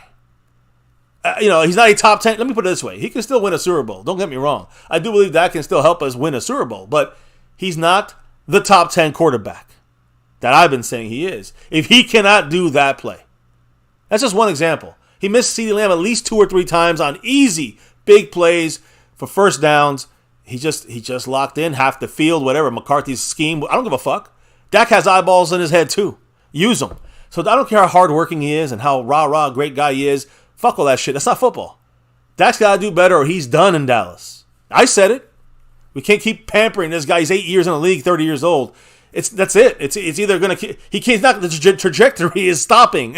We're at the height now. We're at the ceiling. Like, it ain't going up. It's going down now. I was just about to say, like, it's... Shit. People don't get it. It's hard to picture Dak improving or getting better in any significant type of way. I do. But see, I think you'll see a big difference in again, whether it's his confidence level, maybe McCarthy's confidence level in Dak Prescott, that he don't trust him able to run a full offense. I don't know yet. People will say that if they hate Dak, they'll say, yeah, but McCarthy can't trust him. That's why the offense sucks. The scheme sucks. Well, some people will say, well, McCarthy's shown this scheme before. And, and you see Aaron Rodgers have done better in this, some of these things here. So also the saying his scheme is outdated and old. It's like 90s running, West Coast offense. It's innovative back then, but now it ain't. It's fucking old shit. Now it's like running what we ran with Garrett from the 80s or the late 80s, early 90s. This team's stuck in the 90s, in the early 90s, in every single way possible, led by Jerry Jones, but that's a whole different story. So, again, when you look at our Cowboys here, you're looking at Dak Prescott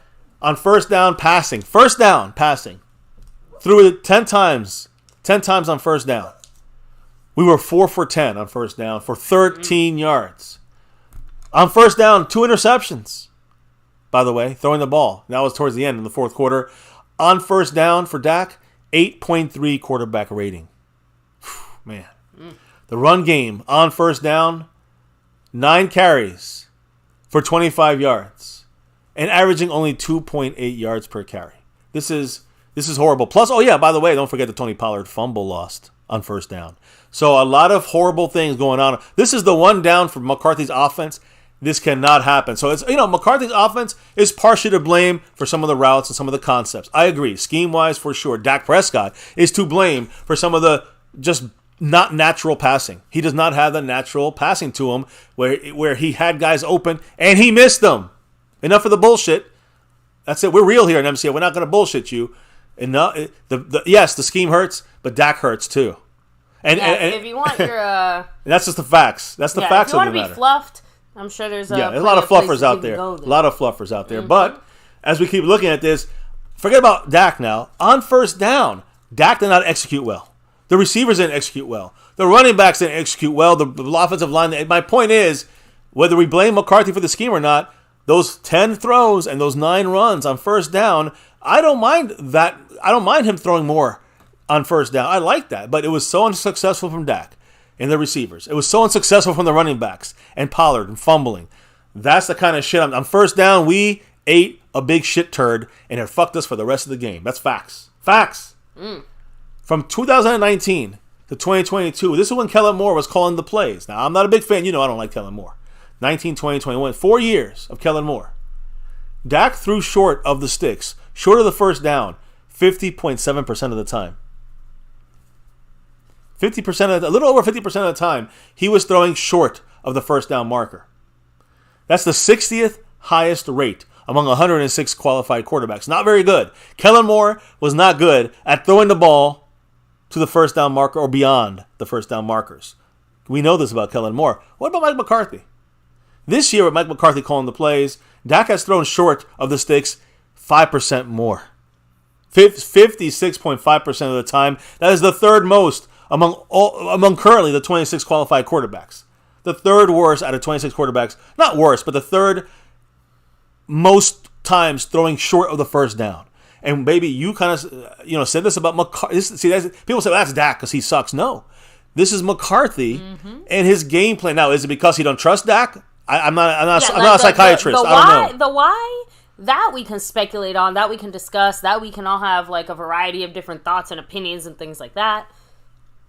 But I feel like the execution of the production on the field still remains. Listen, I agree. I'm just saying, like the why doesn't matter if at the end of the day they're still doing it. So you're seeing Dak throwing short of the sticks with Kellen Moore. I truly believe that had more to do with Kellen Moore than Dak Prescott. When you're seeing this, we know the game plan is for Dak to throw it short every time. So short. Even you said it, baby. Yesterday, McCarthy said this, that we're throwing plays. We're doing plays, trying to set us up for a 4th down and 1, rather than getting the first down. It feels like, at least not rather, but in case we don't get the first, we're setting up for a 4th and makeable. That's the way McCarthy is looking at things. I don't know if I blame Dak on that. That's the way McCarthy wants to run the offense. If you want to say what's the reasoning, like you said, the why, who knows? I don't know yet. But what I'm trying to say is Dak can throw the stick. He can throw to the sticks and beyond that. Kellen Moore did it too often, but causing us, longer plays, 3rd and longs, and that kind of shit. McCarthy's costing us 3rd and longs because of some mishandling on first downs. So this is not a good look for this offense going forward. And yes, again, let me just stress something. Against worse and lesser teams, we're not going to suffer. We're not going to look like this. We're going to look a lot better. Dak's going to look good. McCarthy's offense is going to go up and down the field. Once again, I'd like to refer to you to the first 4 games of the season. I agree. 3 out of the 4, we absolutely rocked some not so great teams when it came to, I'm just saying, when it came to the way that we handled things. And yeah, as things kind of shake out, you can't really say that the Giants or the Patriots are necessarily good teams, and I guess the Jets are maybe hanging in there a little bit better. But it's not about the good teams to me. It's about the fact that we went up and down the field in these teams. We couldn't get score in the red zone. That's McCarthy's issue still. My point is that we were moving up and down the field. And the thing is, if again, against the lesser teams, we'll be able to do that, I believe, with Dak and our offense and McCarthy's scheme. So, yes, we'll be able to go get points. We'll get 20, 25 points. Maybe we control the game because the defense is playing well, whatever it may be. But against the good teams in the playoffs, we're going to get bounced 42-10 because we don't stop the run on defense. Because of this issue, when you play a better team, you're seeing the McCarthy scheme, the Dak, reading the field start to really wobble and look real bad. So, again, a lot of issues on this team. We just talked about McCarthy. We just talked about Dak Prescott. What about the rest of the offense? Because there's more than just Dak Prescott here to blame here. Because we do, and again, I still think this goes back to Mike McCarthy. This guy right here, Brandon Cooks, 73 yards, not in this game, in the first 5 games with the Cowboys. He played 4 of the 5. 73 yards in 4 games. The Cowboys, Mike McCarthy, does not know how to use Brandon Cooks. That's a shame. That's a shame. Through 5 weeks, Dak Prescott, Tony Pollard, and Brandon Cooks are off to the worst statistical start of their career when you look at it over a 16 to 17 game season. So, guys, Brandon Cooks, Pollard, Dak, statistically, the worst start to their career as far as the season is concerned. You know who it was? The only person that gets worse than that?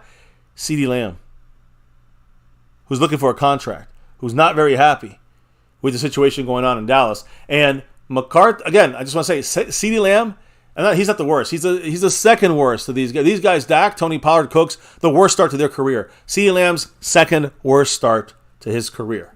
CeeDee Lamb has been held to under 55 yards in the last 3 games. Not supposed to happen to your number one guy. I was going to say, yeah, even with, teams doubling up their coverage on him or things like that, you still expect your number one guy to get open a handful of times and for your QB to target that guy who gets open. Yeah, the QB, Dak Prescott, missed CeeDee Lamb at least 3 times yesterday. A couple of those were first downs. Dak done fucked up. That's not McCarthy, not offensive line, not progressions, not footwork. Get off the dumb shit, guys. That's Dak Prescott missed CeeDee Lamb. CeeDee Lamb's not happy with Dak Prescott or Mike McCarthy in this offense. I'm just letting you know. On the sideline, CeeDee Lamb was frustrated. You can see it. Everyone's felt it. Everyone saw it. You can see him by himself, away from everybody.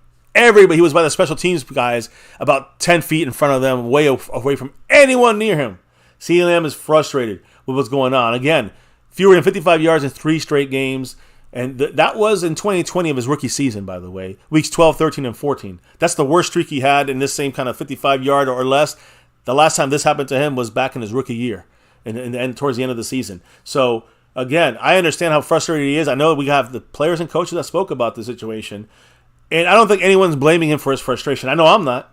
He deserves to be fucking pissed. And I know he also is worried about his contract still looming, right? That's a big thing. For seeing that he has not gotten paid, he can't just rest on his laurels, and he's not being able to show what he can do because, well, the scheme sucks. Dak is missing him. This is a major problem going forward. So, obviously, everyone hates losing, but, man, you can feel it with CeeDee Lamb. Not just the losing, but the way we're losing, the way he's not being implemented properly in the schemes and not being seen by Dak Prescott. The average yards of separation. I got to say one thing, though, right? Brandon Ayuk for the Niners against our defensive backs, 3.92 yards of separation. That is a lot. Now, CeeDee Lamb wasn't doing bad. He was our leader, 2.6. But usually about 3 yards in front of everybody, not 2.5. So CeeDee Lamb was definitely double-teamed. Bracket coverage. We talked about it last night. He got one big play because McCarthy used his schemery at halftime, I guess, and was able to pull him out there of a bracketed coverage situation. But, man, this is a very, very depressing situation for our Cowboys here, for CeeDee Lamb. What's the chat saying on this stuff, baby, before we get to the quotes from the offense? Let me see here. By the way, shout out to everybody here chilling, hanging with us. Take a second to hit like, subscribe, hit that notification bell, follow us anywhere and everywhere at MyCowboysFamily. So, let me see here. Mari Roberts said, we can't blame every offensive struggle on Dak. And Mari, trust me, we agree with that 100%. But there's obviously some people who would put it basically all. Yeah, some people just put the defensive mistakes on Dak. That's just stupid.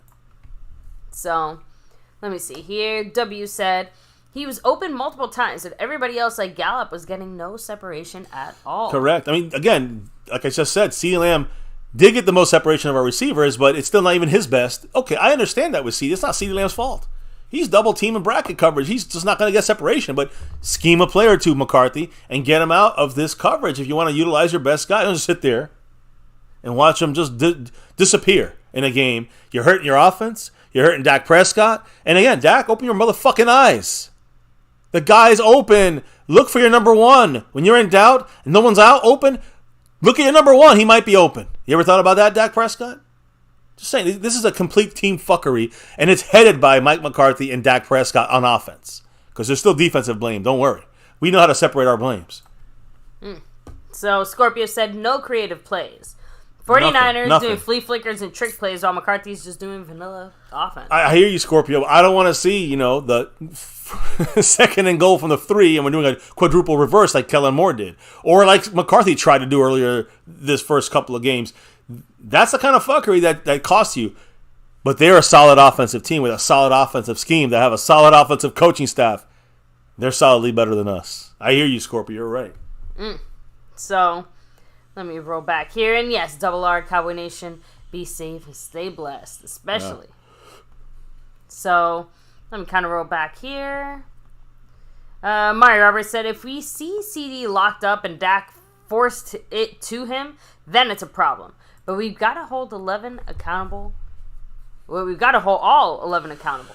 I agree. I thought you meant that specifically. Like, I agree. But CeeDee Lamb was wide open. At least 3 passes. Dak had to find somebody. He couldn't find anybody. He took a sack through an incompletion. I think he launched the other one for the interception. That interception that ended the game, basically, it was ready to be over. I don't think we're not gonna survive in the middle of a game like this.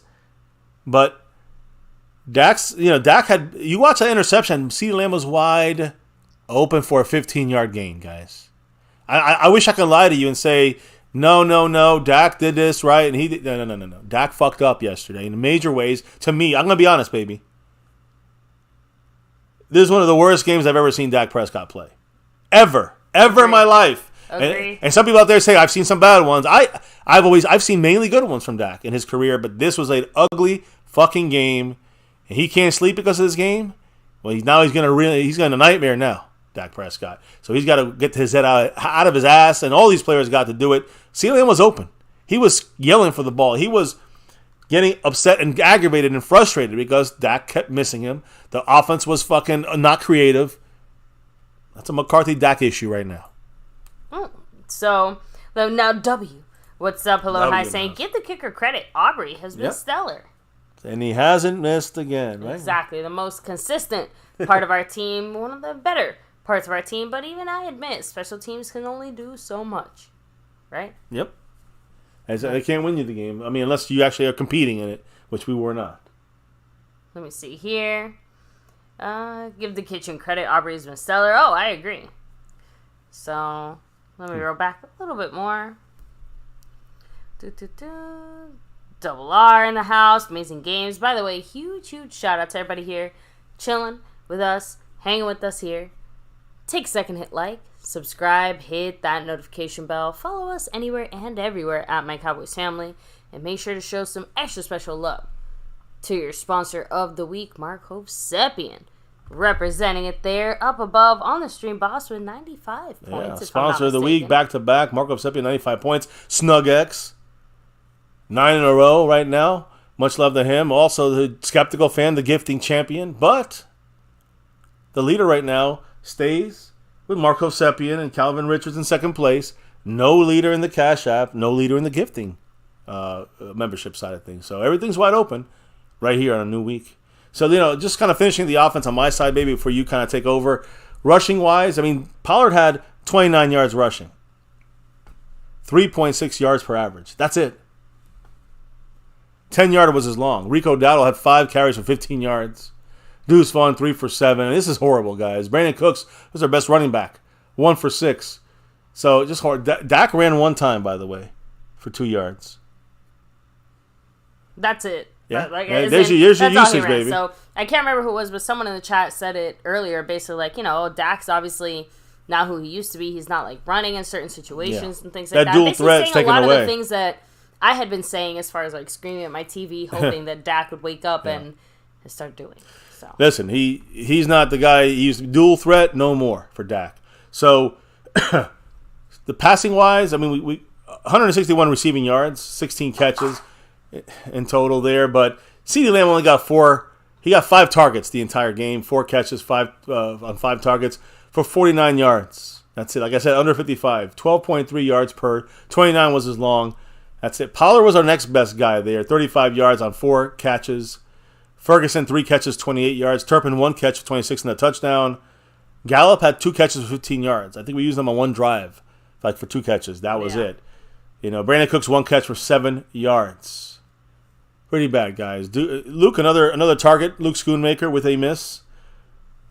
It's just bad. Bad. So offense, shit and bricks. Bad all the way around. I want to know what everybody had to say about this, including Stephen Jones, including the players after the game. I know they all spoke. And Stephen Jones spoke today, but what did the players say after the game?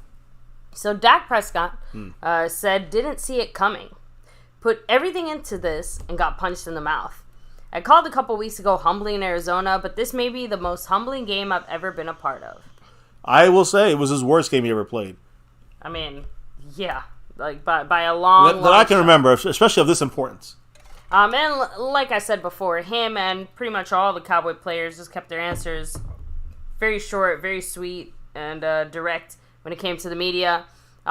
He was asked if he learned anything about our offense. He said, "You've got to be complete." And again, this was CeeDee Lamb speaking about. Yeah, that's all Dak said yesterday. That was the most important part. Yeah, because after that, he just repeated 3 times how humbled he was. Yeah. Humbling my ass, Dak. Get off your ass and start humbling others. Right now, CeeDee Lamb then spoke. Which I didn't know, but now I know. What did he say again? He said you've the biggest thing that he learned about our offense, saying you've got to be complete. You can't go out there one week and look like a super team and the following week shit the bed. That's what we've been saying for years here at My Cowboys Family. And CeeDee Lamb was probably hands down the most pissed off and frustrated player following that loss, as far as the one who actually expressed it after the loss. And if you saw him during the game, he wasn't hiding much then either. He was asked what our offensive identity is. He said, I don't know. He was asked, well, shouldn't you know by now, 5 weeks into the season? He's like, I guess so. I don't know. So he, like I said earlier, in the game, I only spoke of in the game. I didn't know all this stuff. He was frustrated, not just on the field, but off the field, in the locker room. And I know some of this has to be the money. I know just the football side of this. When I see him wide open, and I see him getting mad at Dak, when I see him getting frustrated at the basic routes he's run, and he gets mad at McCarthy. When I see this happening in a game, you got to call it out. And CeeDee Lamb's doing the best he can by not, naming names. But he's telling you, he's frustrated with the way things are running, the scheme, the system, and Dak missing him. Which maybe is it the chicken or the egg, right? Is Dak missing him because the system sucks, or does Dak suck and the system keeps him from seeing, a CeeDee Lamb open? I don't know what the answer is to this, but my point is, I've seen Dak do this stuff down the field before. Now McCarthy's pulling it all back. I don't know. He's got to have some kind of happy medium he's missing right now, McCarthy. And CeeDee Lamb, he's losing that oomph, that love that you can see he had throughout, his time with the Cowboys. Right now, he's in frustration mode. Some of that's the paycheck, getting the bag, as the players say. Yeah, look. But it's also the football side of things. He is being, I don't say ignored, but forgotten. It seems like by McCarthy and by Dak. And not even that, but just like left behind in the dust of a shitty offense. So, keeping it on the offensive side of things. By the way, I didn't read this quote by Dak just because it pissed me off, but he also mentioned something about like brotherhood. All right. Our brotherhood's gonna be tested. Fuck that shit. So, Tyler Smith though, he did speak a little bit after this game, right? Some O-line representation and. Yeah, a couple good blocks. And again, like I said, some of the statements and stuff like that kind of fit a theme, and I would say that Tyler Smith fits the theme of like, this isn't who we are, which I feel like falls under that kind of Dan Quinn territory category, because that was Quinn's big thing, like, oh, we didn't play like who we were against the Cardinals. The Tyler Smith said, quote, "We know this game is not indicative of who we are as a program, who we are as an offense, who we are as a defense. Everything that we do, all the success that we'll have in the future is going to be dictated by what we do every week, every day, every practice, and every meeting. So it's all about us. That's really what this is going to all boil down to, is how we respond. That's what I think is going to get us over the hump. Us. So let's hope. Hey, at least he wasn't pointing fingers. Maybe he should. Nobody's really pointing fingers. CeeDee Lamb's definitely letting his frustration know. So, and like I said, Tyler Smith, he's telling you what he feels, but I'm just saying it's like a different vibe. Very Tyler different. Smith compared to CeeDee Lamb right and, now. Or Dak. You're noticing that a lot of the things I'm saying here are, like I said, short and sweet. Yeah, nobody really felt much like talking after yesterday's game. I don't know why. I don't know either. No Jerry Jones anywhere to be found. Nope. No, I know. Out the back. But like I said, that was it as far as the offense and what they had to say. Now, Stephen Jones did speak on the offense and about the frustration of CeeDee Lamb and of Dak Prescott and his, play out there. I'm curious what the front office thinks, maybe. So, I don't know what they said. But didn't he speak today? Wasn't this from today? Yeah, that's okay. I want to address this now. Okay. That's all he said. So, Stephen Jones today spoke about a couple of topics. At least, we might have to touch on some of these topics tomorrow. What does Stephen Jones say about Dak Prescott and Mike McCarthy's offense? Has he grasped it yet? Yeah. So Stephen said, I think he's grasping it for sure. It's a work in progress. There are changes. You don't just get your hands around something, what you're trying to accomplish in the first part of the season. We have to build. We have to learn from tough experiences like we went through last night. But I think this group will only get better. Well, again, I hope so. We can only all hope so. Because if they don't... It's easy to get better when the only way to go is up. Well, it's still... You're we lose to Kellen Moore, we're going down. It's still a farther drop here. I know, but you're practically at rock bottom now with the current roster you have. Yeah, I guess. What else did Stephen Jones say, baby? We talked about the issues with CeeDee Lamb. The frustration of CeeDee Lamb. Exactly, because like I said, we could see he was pissed, we could see he was upset, and the front office is trying to claim that everything's hunky-dory, What did Stephen Jones say? Stephen Jones said, there's no problem with CeeDee Lamb and his teammates and coaching staff, saying, quote, no, that's just, I'm sure, the result. I think everybody had that frustration as the game was coming to a close, of just feeling like we can be better than that. Whenever that happens, emotions run high, and you want the emotions to run high, you want to have that competitive spirit come out. But certainly, when you're not getting the job done, you see those types of frustrations. But those are all things that we can learn from, certainly. I think we do have a great relationship on this football team. Wrong there. A great leadership. We have great leadership on this football team. So, when it comes to that comment right there, it's almost like he's saying we're taking Dak Prescott's side on this. Like, Dak's the leadership. And he's not getting the job done. CeeDee Lamb's not getting the job done. When you have a night that you're not getting the job done is what he's saying. I just think it's crazy that out of all of that, the person that he chose to throw under the bus was CeeDee Lamb. It's not surprising at all. But at the same time, Dak is like the QB. Nope, so. Not surprising at all. You know why? Why? CeeDee Lamb still is not getting paid. This is negotiations. Okay, you know what? very good point. You Again, like you gotta know your said Stephen Jones. Not even that, but you had said it earlier. Like, why is CeeDee Lamb more pissed off than maybe some of the others? Well, I said it. He hasn't gotten paid yet, so he has the most to lose out of all the people currently. You have a shitty season. Who's going to lose the most? It's going to be him because of these guys. Damn. Just saying. So, and yeah, Cactus G, I had kind of said that earlier too when Mr. MCF and I were talking about it. Like, yeah, I mean, CeeDee Lamb can just pack up and move on to greener pastures, but Mr. MCF rightfully pointed something out. Even if he does, doesn't matter what he does or where he goes. If he doesn't have a solid year this year, a good year, that will affect the money that he's going to earn throughout his lifetime, and that means that he might be forced to settle for something below his market rate specifically.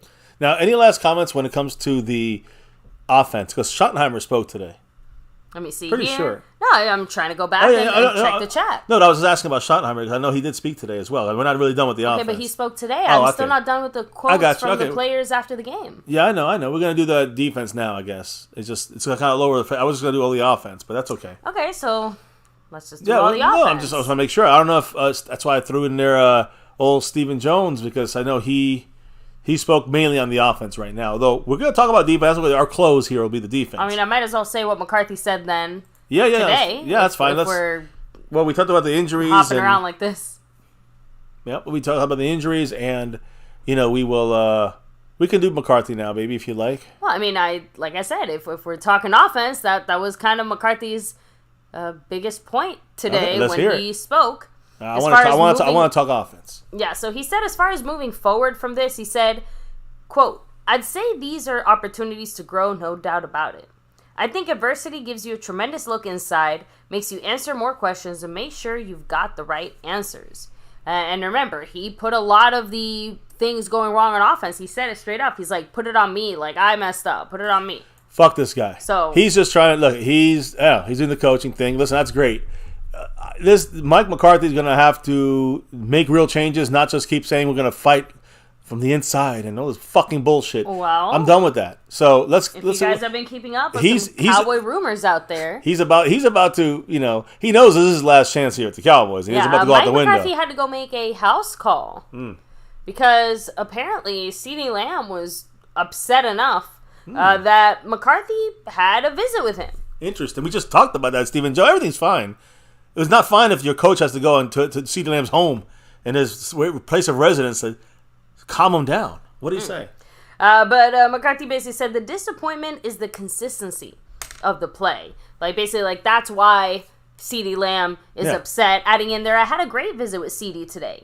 If he's not pissed off for not getting the ball, then I'm pissed off at him for not being pissed off. He's an impact player. Yeah, well, Mike McCarthy should be pissed off at himself for not scheming him better, and Dak should be pissed at himself for missing him. Marco Seppian in the house with that 5 on it. Woo. What did the man say? He said, "My prediction is we beat San Diego and many will." Los Angeles, yeah. It's Chargers, yeah. But yeah, sorry. I know what he's talking about. Yeah, so he put out, and many will say, "You see, we're back." The thing is, the Chargers had one of the worst defenses. Until we make changes, we will be okay at best. And again, this is what Mark and I have been talking about for a while. Mark is always harping on this, and he's making a great point. This is exactly it, guys. I mean, even if the Cowboys win almost every game the rest of the year, they'll probably lose to the Eagles, the Bills, the Dolphins, the Lions. I'm just saying, if we lose to those teams, we win the rest, and we got 12 wins, playoff team, we're going to get knocked out in the wild card or divisional round. This is what's going to happen. I've said this 2 years ago about our team. I said, we'll get knocked out in the future if we don't fix blah, blah, and blah. And we didn't fix it, and we got knocked out. Yeah. In the wild card round. And I said, everybody, remember what I said? Everybody was celebrating because we were like 7-1. Last year, whatever and 1. And I thought we did better last year, and I had a little more hope. Still, come up short in the next round. This year we're regressing, and to me, you're seeing the same story written here, guys. It's just a matter of when we got knocked out, not if. Yeah, and I have to admit, now that we're a few weeks into the season, that schedule that looked tough already, just looking at it, it looks a little bit tougher now, doesn't it? Do you want me to put it up? Like, it looks real tough. I'm responding to some of the comments in the chat, but if you want to throw it up, go ahead, because like I said, it is not going to get any easier. No, I mean, this is again, it is a tougher schedule, and that's why you should never judge a schedule before it's fully out, But there it is. No, I mean, some of our initial thoughts though that weren't necessarily wrong. But again, the Niners, the Chargers on the road, a bye week. We're in town for the LA game, so if you guys are going to that game, hit us up. And we got the Eagles, a tough game on the road. The Giants in Dallas. At Carolina, we should win those games, the Washington game. And then that's where everyone's going to say we're the best. We're awesome, guys, because we beat the Chargers, the Rams, the Giants, Panthers, and Washington.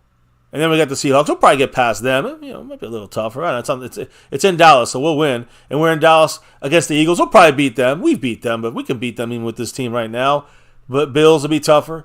The Dolphins tougher, both on the road. The Lions at home. We should beat them, right? We figure we should, but I don't know. You might have 4, 5, 6 more losses, and if we don't, even if we do, if we have those 5, it's the team we knew we are. We are already.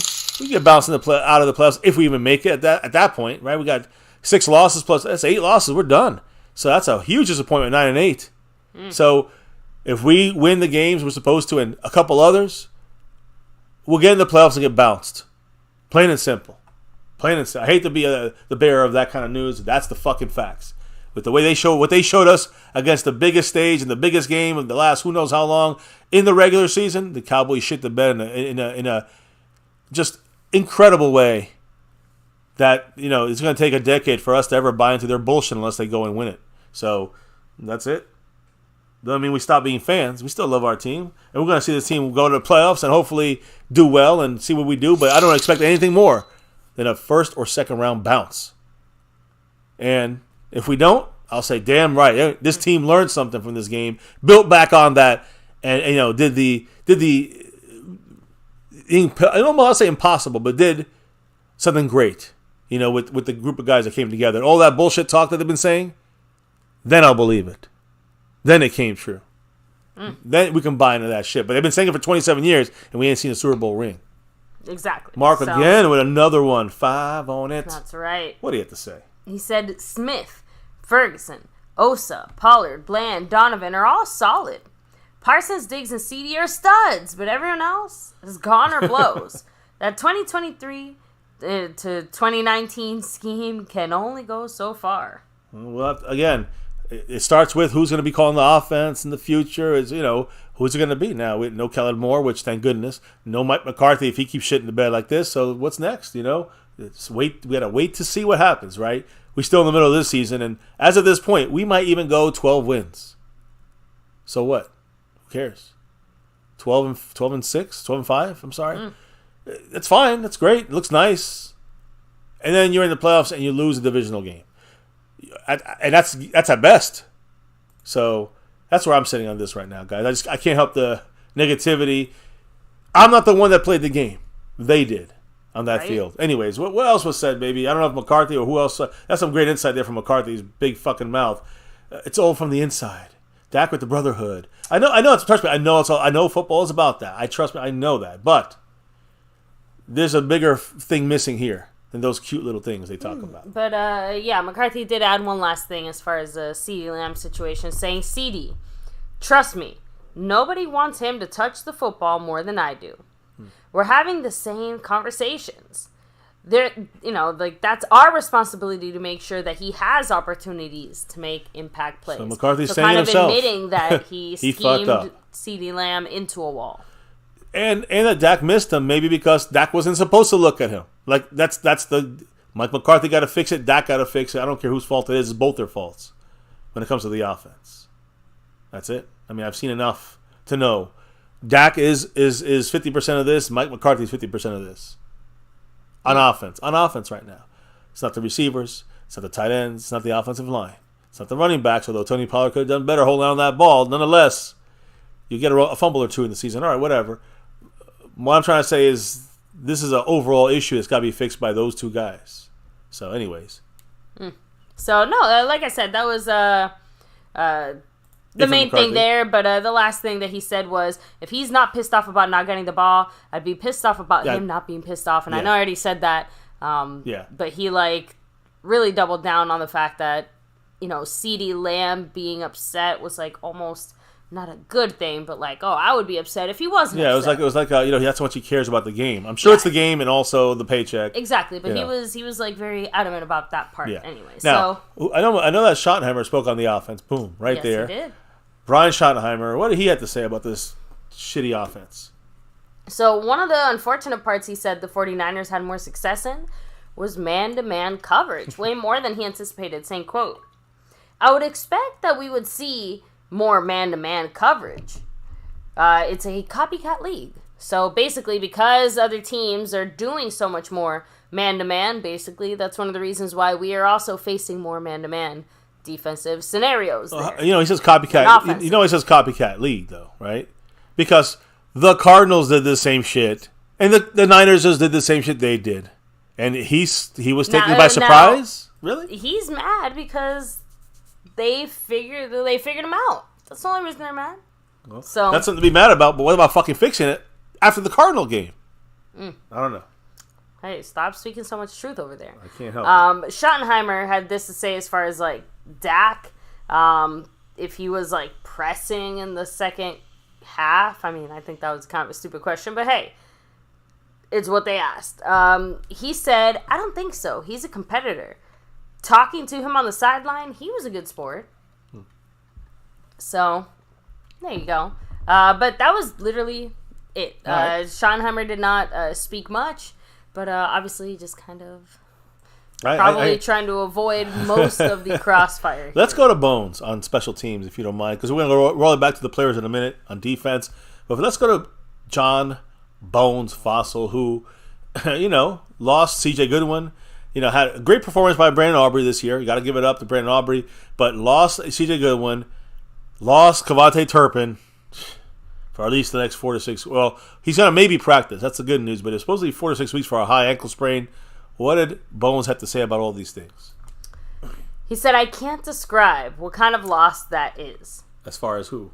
Goodwin. Okay. I mentioned 3 different people, that's why. Oh, well, you mentioned Goodwin. Yeah, but we don't know who that is. Okay, sorry. So, yeah, he's speaking specifically about C.J. Goodwin since it seems very likely that we just lost him, like, not for a few weeks, but, like, for the rest of the season. Yeah, he's out for the year, probably. And remember, he was our special teams kind of ace. Leader. Pectoral ace, tear, right? Guru, right? And the worst part is he got hurt making that big play in this game. He had it in there. Gosh, we'll miss him on Sunday. He's very special. Very special. So. Okay, that was it from him on that. Anything else that he say? No.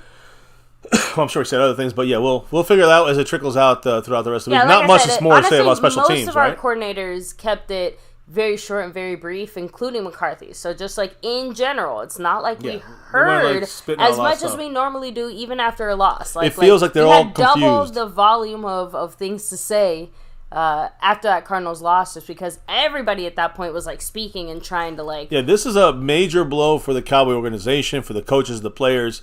Everyone's down now. Dan Quinn is not spared here. One of my favorite guys on this team as far as coaching. I think he's one of the most respected players at the Star.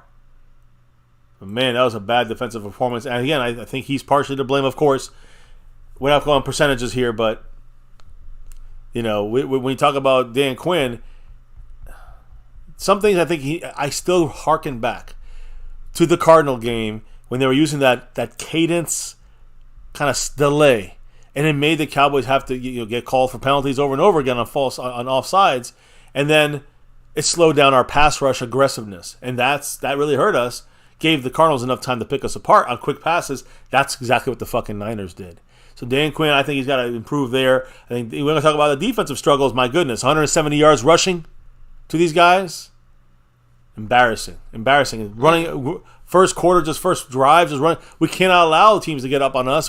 First drive, we let them run all over us, throw all over us. Whatever they fucking took us to school here in this game. Their offense destroying Dan Quinn's defense. So this is going to be a big couple of weeks for Dan Quinn to get this shit together. Because if this keeps going this way, we're going to struggle against the mediocre teams if they just run some more.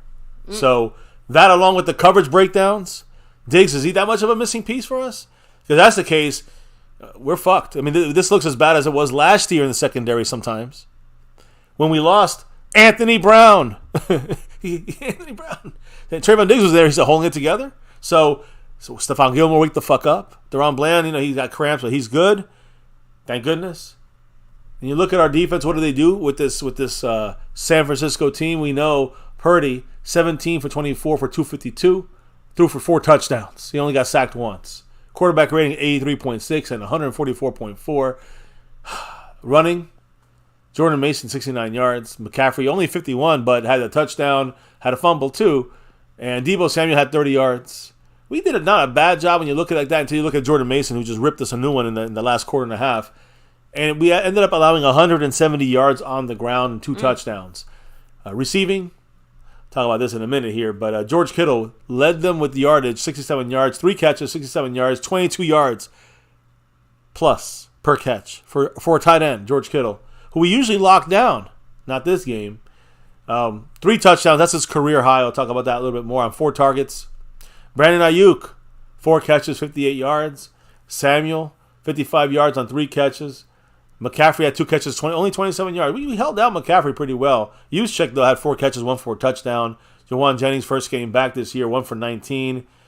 We allowed them to catch 18 passes, 253 yards on us. Not a very good defensive day for this team. And so I'll leave it in your hands now. What did Mr. Dan Quinn have to say about this horrific fucking performance last night? So remember, guys, maybe he didn't necessarily say what we all want to hear, right? But Quinn said that potentially one of the answers, now that LVE is looking like he's going to be out for the next few weeks with that neck situation as it gets kind of sorted out. 4 to 6. Yep. Quinn said it's potentially Micah Parsons, who plays more off-ball linebacker. So keep that in mind. He was one of the best, but now we lose that pass rush burst. Now our pass rush is chopped down. Keep that in mind. So Quinn also got a little bit, I don't want to say dramatic, right? But he said that there's no finger pointing and that they're keeping their fingers crossed on the LVE injury. He's saying it's a great design. And I'm not really sure, like, great design for his leg, like the representative, or just a good design in general. That was just a very random, vague statement. But the reason I bring this up is because, Quinn is saying that there's no finger pointing. He's saying, like, obviously that means that everyone is here taking responsibility. There's no one here saying, oh, it was you, or oh, it was you. But I also kind of weirdly take it as, like, oh, okay, well, if there's no finger pointing, then that means, like, oh, well, it's other reasons then. It's other things that happened. Yeah, I mean, I gotta know what I would like to. Not gonna tell us, but I would like to know, where does this start at when it comes to the issues on this team on defense? Because we're not stopping the run efficiently or consistently enough, and we're having breakdowns in the secondary. Teams have figured us out, and I said this. I was my worry. We said this 2 years ago when we were against the Broncos, and Kellen Moore got figured out. Now I'm worried about Dan Quinn getting figured out by the Cardinals. Yeah, I said it. The Cardinals, who beat us by 12. And then, of course, the Niners did similar things, and they beat us by 32 points. So, yeah, it makes me want to fucking cry. But, hey, I'm not really mad. I'm aggravated. I'm frustrated. But I'm not mad. It just sucks that the Cowboys continue to shit the bed with the talent they have. We have talent. With the coaching that supposedly is good. Dan Quinn, we gotta hope he holds it down, and the defense is breaking. When that breaks, the offense is gonna be a little worse. Or a lot worse against a better team like the Niners. So it all starts with the defense, and people don't understand. Like, well, the offense needs to score 40 points. It will never score 40 points. I've been saying this since the beginning of the year. In this Mike McCarthy offense, the idea is a defense has to take control of every game. Good teams, bad teams, don't matter. You take control of the game. The offense then is able to put up a touchdown, a field goal, another field goal, and you're winning 13-6 or some shit. And then as the game goes on, the defense starts to take over. And that's the plan of this team. People want to see, I want to see Dak throw for 500. It ain't fucking happening this year. He can do it. We've seen it done with Dak Prescott. But not with McCarthy's scheme. For better or for worse, that's the way it's going to be. And for better or for worse, the defense is not able to hold it down right now. Yeah. It's for the worse right now. So what did I say? No, not so much for the better. Pretty much all for the worse. It's a breakdown, a major. This is the one breakdown that would shatter. This is the foundation. I said this all offseason. This is going to be our identity. I don't know what our offensive identity is when it comes to seeding in, but the team's identity has always been offense. But we've said this year, this is a big change, this defense, and it's all on this guy's shoulders. If he cannot, this is him getting groomed for that head coaching job. If he cannot hold it down now and fix this foundation, and be the rock that we need the defense to be consistently every single week, every week against every team, good or bad or ugly, it don't matter.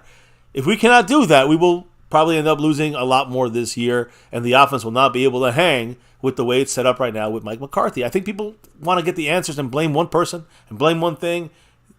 I hate to say it because I love Dan Quinn, but I'm blaming him almost more. Not him. I'm blaming the situation on defense. He's got to fix it more than the situation even on offense. People, that's the easy guy to pick on, the $40 million quarterback or the the reused head coach. Those are easy. Those are low hanging fruit kind of shots. Dan Quinn is our guy. I think he's the most respected guy, but there's got to be things he fixes, or we're in for a long season, and it would be him and his defense's fault. The players, the coaches. That's my thought on the defensive side of things, baby. I know Dan Quinn spoke, so I'll let him speak on things. I know I touched on it very, very briefly in the beginning, but he went into a little bit more detail as far as mitigating LVE's absence. He called it more of a collective effort, right? Yeah, brought up Damone Clark first and foremost. I hope he can do that off-ball linebacker stuff. That's going to be tough. Then he mentioned Micah Parsons, and then started hinting, potentially he's going to have more off-ball reps, going to slide into more of a linebacker role moving forward. But again, nothing is technically set in stone or 100%, but that's what it's looking like right now. Yeah, so Micah takes over a lot of those snaps, and other guys will also have to do it once in a while, too. That's what we're getting from Dan Quinn on this. I hope it works. I know one thing. I don't mind it. Listen, I've said this before. I don't mind it. When he's going to be taken out on a play to rest or whatever it may be, or, for example, if it's a first down play where they're probably going to run, I don't mind Micah Parsons at off-ball linebacker. And I'm running down instead of a pass rushing play where he's going to have to set the edge, maybe take more beatings on there. I'd rather him play linebacker and get the best out of him to stop the run as an off-ball linebacker. We'll see if Dan Quinn goes that route. I know which way Mr. Mark Hovsepian's going with that $2 holler. Much love to Mr. Mark. H from Hawaii, our sponsor of the week the last 2 weeks. He's in the lead right now, kicking off a new week in first place, going for that three-peat. What did the man say? He said, "Why have 3 skilled receivers and sit on your thumb with them?" And listen, the only person that can answer that is Mike McCarthy and Dak Prescott. That's the facts right there, brother. Mike McCarthy did this scheme, whatever the reason. Some people think it's Dak Prescott's fault because I don't know. Nobody knows. That's just somebody hating on Dak. I think that we don't know the reason, but the point is this was agreed upon by Dak. This was agreed upon by McCarthy. We've seen Dak able to do an offense like Kellen Moore and spread the field, down the field longer, and get big plays. We've seen Dak do this, even against the bad teams or bad defenses.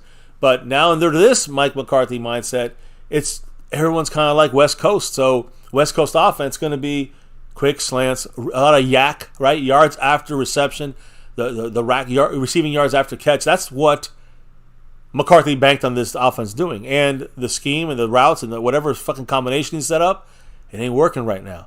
I got to reiterate, Dak missed CeeDee Lamb on at least 2 or 3 routes that they were open. One was an interception that Dak threw deep down the field. So when you see that, that's missed opportunities by Dak Prescott on his fault. But these guys were not open until the kind of play was broke. It kind of broke open, and then Dak had to scramble. And a lot of these plays guys got open. I'm just surprised Dak's not looking and seeing these guys. So that's the unfortunate part on offense. On defense, though, I want to stay focused on the defense because Dan Quinn speaking on things. Here's what I'm trying to say from Mark's comment kind of here. Those skilled receivers, great or not, or looking good, I don't know what's going to happen with these guys. We're killing their careers, it feels like, with the way McCarthy's running this thing right now. But even if we played poorly the way we've been playing, we'll still be able to put up 10, 13, 17 points. Even against the Niners, I think we could have done that if it wasn't a blowout. And our defense has to hold it down. If our defense holds it down, we got ourselves a battle against a great team to go to the Super Bowl, let's say. And that's a dream scenario. It's a miracle scenario. It ain't going to happen. But I don't think it's going to happen. The point I'm trying to make is that's a battle that we got to see happen with improvements on this team. Mentally, I think. Physically, we got beat up. They didn't. And I hope the coaches can make the changes that are right here. So Let's agree. love Mark. 100 points on the stream, boss. The leader right now, the sponsor of the week, 2 weeks in a row. Appreciate him. And go Cowboys, as always. So, what else was said, if you don't mind? Of course, by Dan Quinn. Yeah. The kind of last thing he said was, certainly I'm bummed. He said that he wanted that game to kind of go our way, more for the players and like their confidence and that type of thing. But he said that the conversations since then have been constructive, is what he called it. He reiterated again the whole no one's like finger pointing type of thing. Said, quote, "We're not going to let this game beat us twice over." I understand that. That's the way you got to coach. Again, respect to Dan Quinn. You got to do better, though, Dan. You got to do better with this defense. Defense got to do better executing on the field. And when they do these cadence changes and fucking fucks with our fucking aggressiveness, though, you got to have a resolution to that, Dan. Dan Quinn, you hear me? Anyways, I'm hoping to ask these questions. Some of these questions will be asked to Jerry Jones tomorrow here live on My Cowboys Family. We're trying to set something up. I was gonna say, we can only hope. So, yeah, I'd love to hear what Jerry Jones has to say directly about us. But more importantly, you got to hear what Marco Sepien has to say. He just dropped a $5 holler. He said, "You missed my question earlier. Why not change the play? One play, the corners are playing off and go routes were called. Bad combo. Dak should change play calls. Can he?" Yes, he can. Now, I always said this before, Mark. The audibles he's given, what you think they're going to be conservative too? The answer is yes. Yeah, it's just one of their pre-selected, pre-approved choices. Well, yeah, it's an audible that again he should see the coverage, be able to change it to something that can exploit that. It sounds like it's another version of the West Coast offense. It's like, okay, instead of doing slants, you're doing outs. It's like, okay, but you're still in the same fucking predicament. I don't know. I can't believe it's like that, but it feels like it's an old run 90s style West Coast offense and not 2020s style West Coast offense. I hear you, Mark. I hear you. So, baby, I think you were talking about Dan Quinn. Oh, I think you finished. I'm done. Any defensive players that spoke? I think Micah Parsons had a couple things to say. No, didn't we? No, I guess we didn't because we kind of. I know we're finishing because Micah had. We're finishing here with defense. I'm going to throw up a couple stats here. Throw up literally a couple stats on defense, but I want to touch on Micah Parsons and kind of his lack of impact in this game.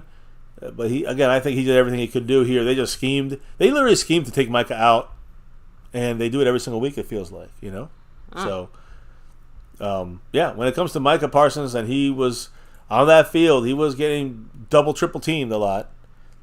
What do you have to say, baby? So, I'm sorry. Who do you have? I thought you said Micah. I'm talking Micah Parsons, baby. Yeah, sorry. Let me get there. So we have, like I said, I know, it's all right. But there we go. So, and I have to admit, just being 100% honest, I was not a fan of Micah's post-game commentary and some of the comments he made earlier today. It felt a little bit like just, I don't know, not accepting of what's going on. But let me know what you had. I'm excited to hear him. I just want to make sure. Do we have any other defensive players that kind of spoke or had little quips or little? I think Osa had a little blurb, but outside of that, no. Okay. All right. So Micah said, "I don't think that the 49ers are at a higher level." By the way, hold on a second. We got W in the house dropping a message here for all of us to hear. That membership. Yeah, 1 month, Navy Blue Crew. Gifted to him. What did he have to say? Shout out to you, W. He said, "Do you think injuries are getting the best of Dallas? So many positions across the roster that are hurt, beat up, and getting older." I mean, what do you think? 100%, and again, not so much in we're getting all beat up or whatever. Just the fact that we got literally and figuratively beat up in this game, and now we're missing serious pieces, either for a short-term or maybe a long-term situation. So already missing special teams piece, CJ Goodwin for the year, and LVE for at least 4 weeks or more, 6 weeks. So it's unfortunate Turpin, because again. Possibly. I think it was Voodoo in the chat who said it, like we were just not prepared for the physical game that they were going to play, and we got our asses handed to us. It's incredible that we're not prepared for this physical, again, on offense and on defense. How are we not prepared? After the whole mantra of this team, after they beat us in the wild card game, they beat us last year, was to get glass eaters and angry guys. And, how can we just how can this happen? Like, I don't understand how the Cowboys prepared for this moment and then they weren't ready for this moment. Like 2 years, they weren't ready. Exactly. They weren't ready for this? What the fuck? So I don't get it. Just a little weird, a little frustrating. And also just kind of added in there, chimed in saying, we just didn't play our best ball. You can't not play your best ball against the best teams because that's how it's going to go. That's the way it goes. If we had played perfect, would we have been in this game a little closer? Of course. It would not be 42-10. If we played a better game on offense and defense, we probably win this game, possibly hang in there. Now you got to say everything's perfect. They seem to play a goddamn perfect game other than McCaffrey's fumble. They scored 32 more points than us as well.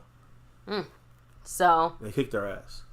By the way, again, so like I said, that was it from our defensive players. Including Micah. Post game. Oh, okay. Yeah, I told you. It wasn't much at all.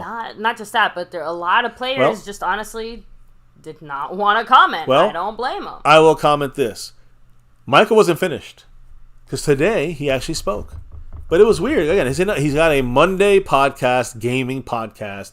Yeah, we've seen him on there before. Yeah, we have. And I might put up the short. You guys can see it later. But we all know, I hope everyone knows by now, I don't know if we said this, but George Kittle, tied in for the Niners with 3, his career high in touchdowns in a game, 3 of them.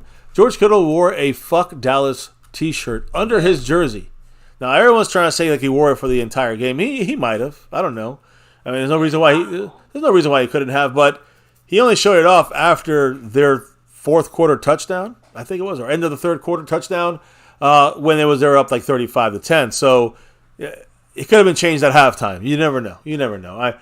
All I know is that Micah Parsons got triggered about this situation and basically said that Fuck Dallas shirt that George Kittle wore, according to Micah Parsons, says it made things, quote, personal with him.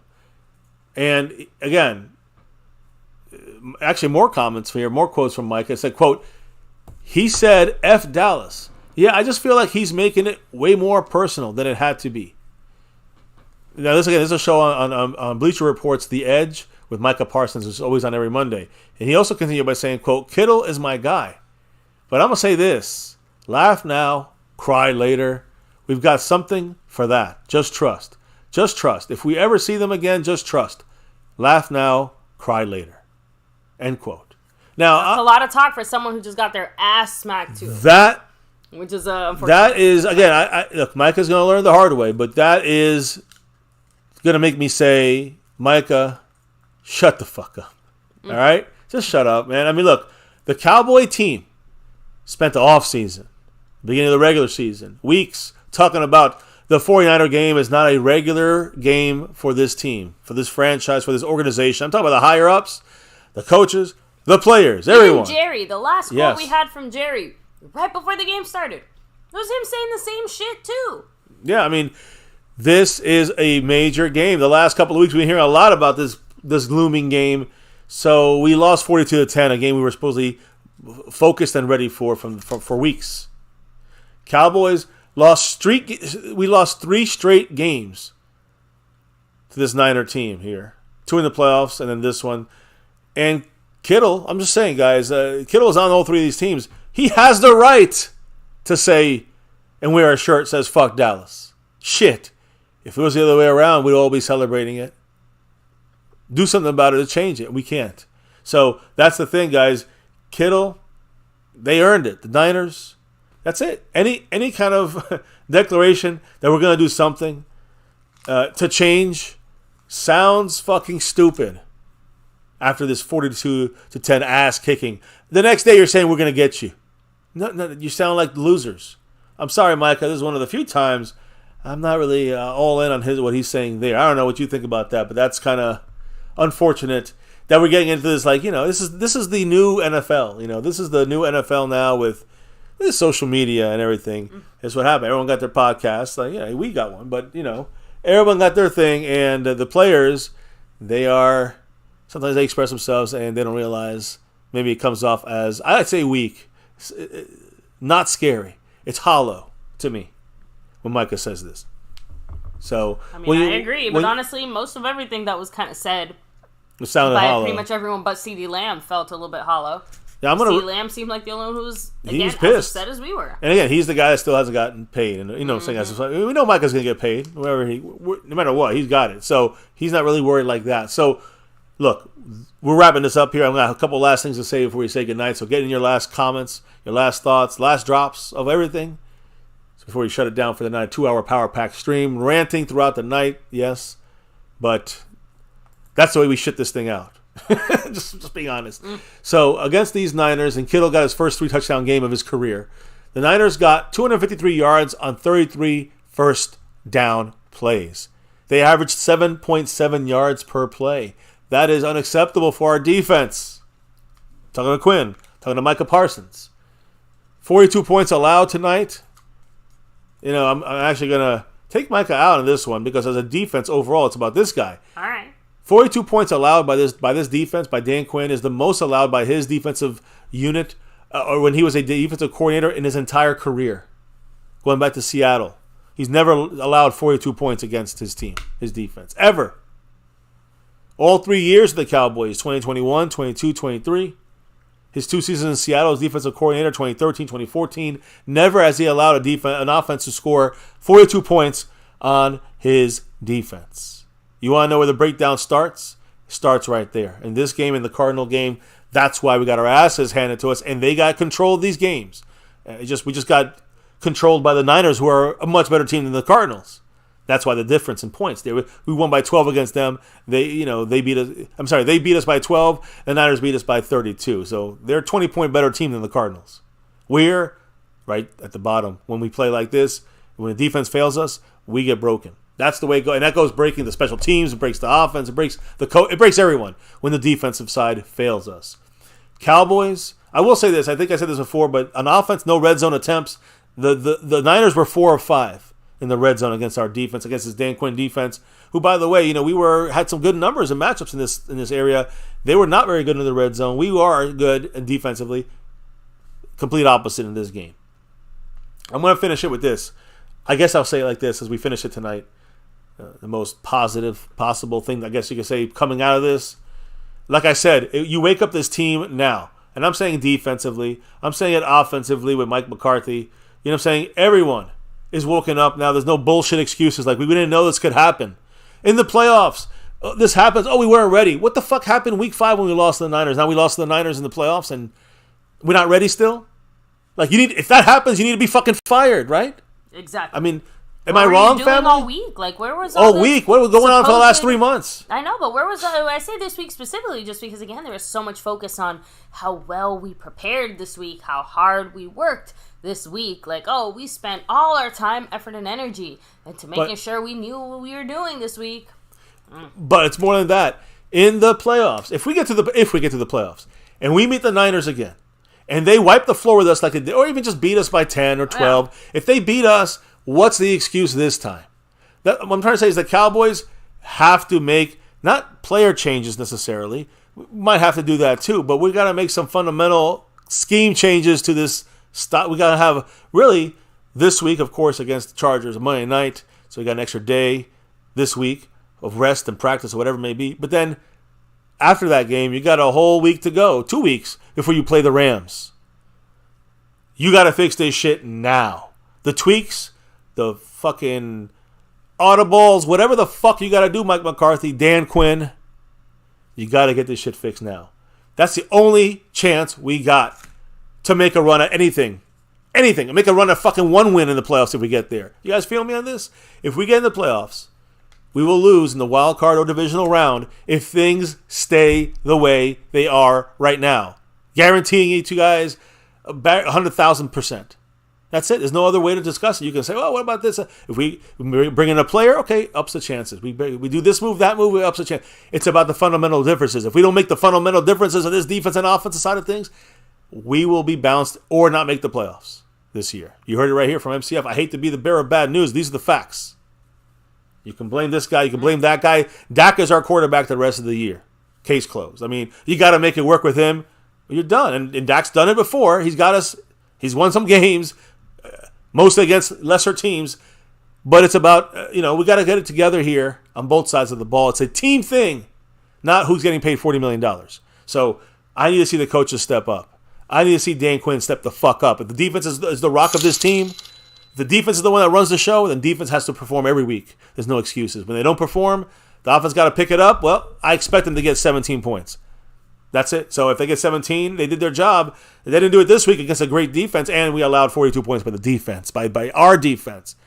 That's a failure. That's going to get you. I'm surprised we got 10 points from our offense, to be honest, with the way our defense played.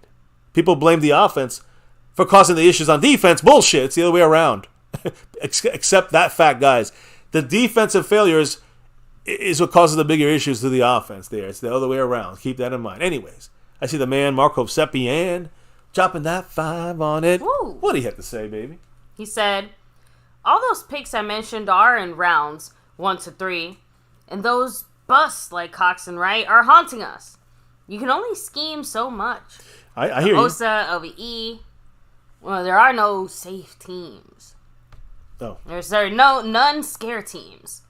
So, like, Osa and LVE, like, nobody scares the teams. And by the way, before that, Marco Sepien also dropped another $5 holler. He said, we have 2 guys that teams have to prep for, Parsons and Diggs. Mr. MCF, you think that peeps say, oh no, we have Armstrong, we have Fowler.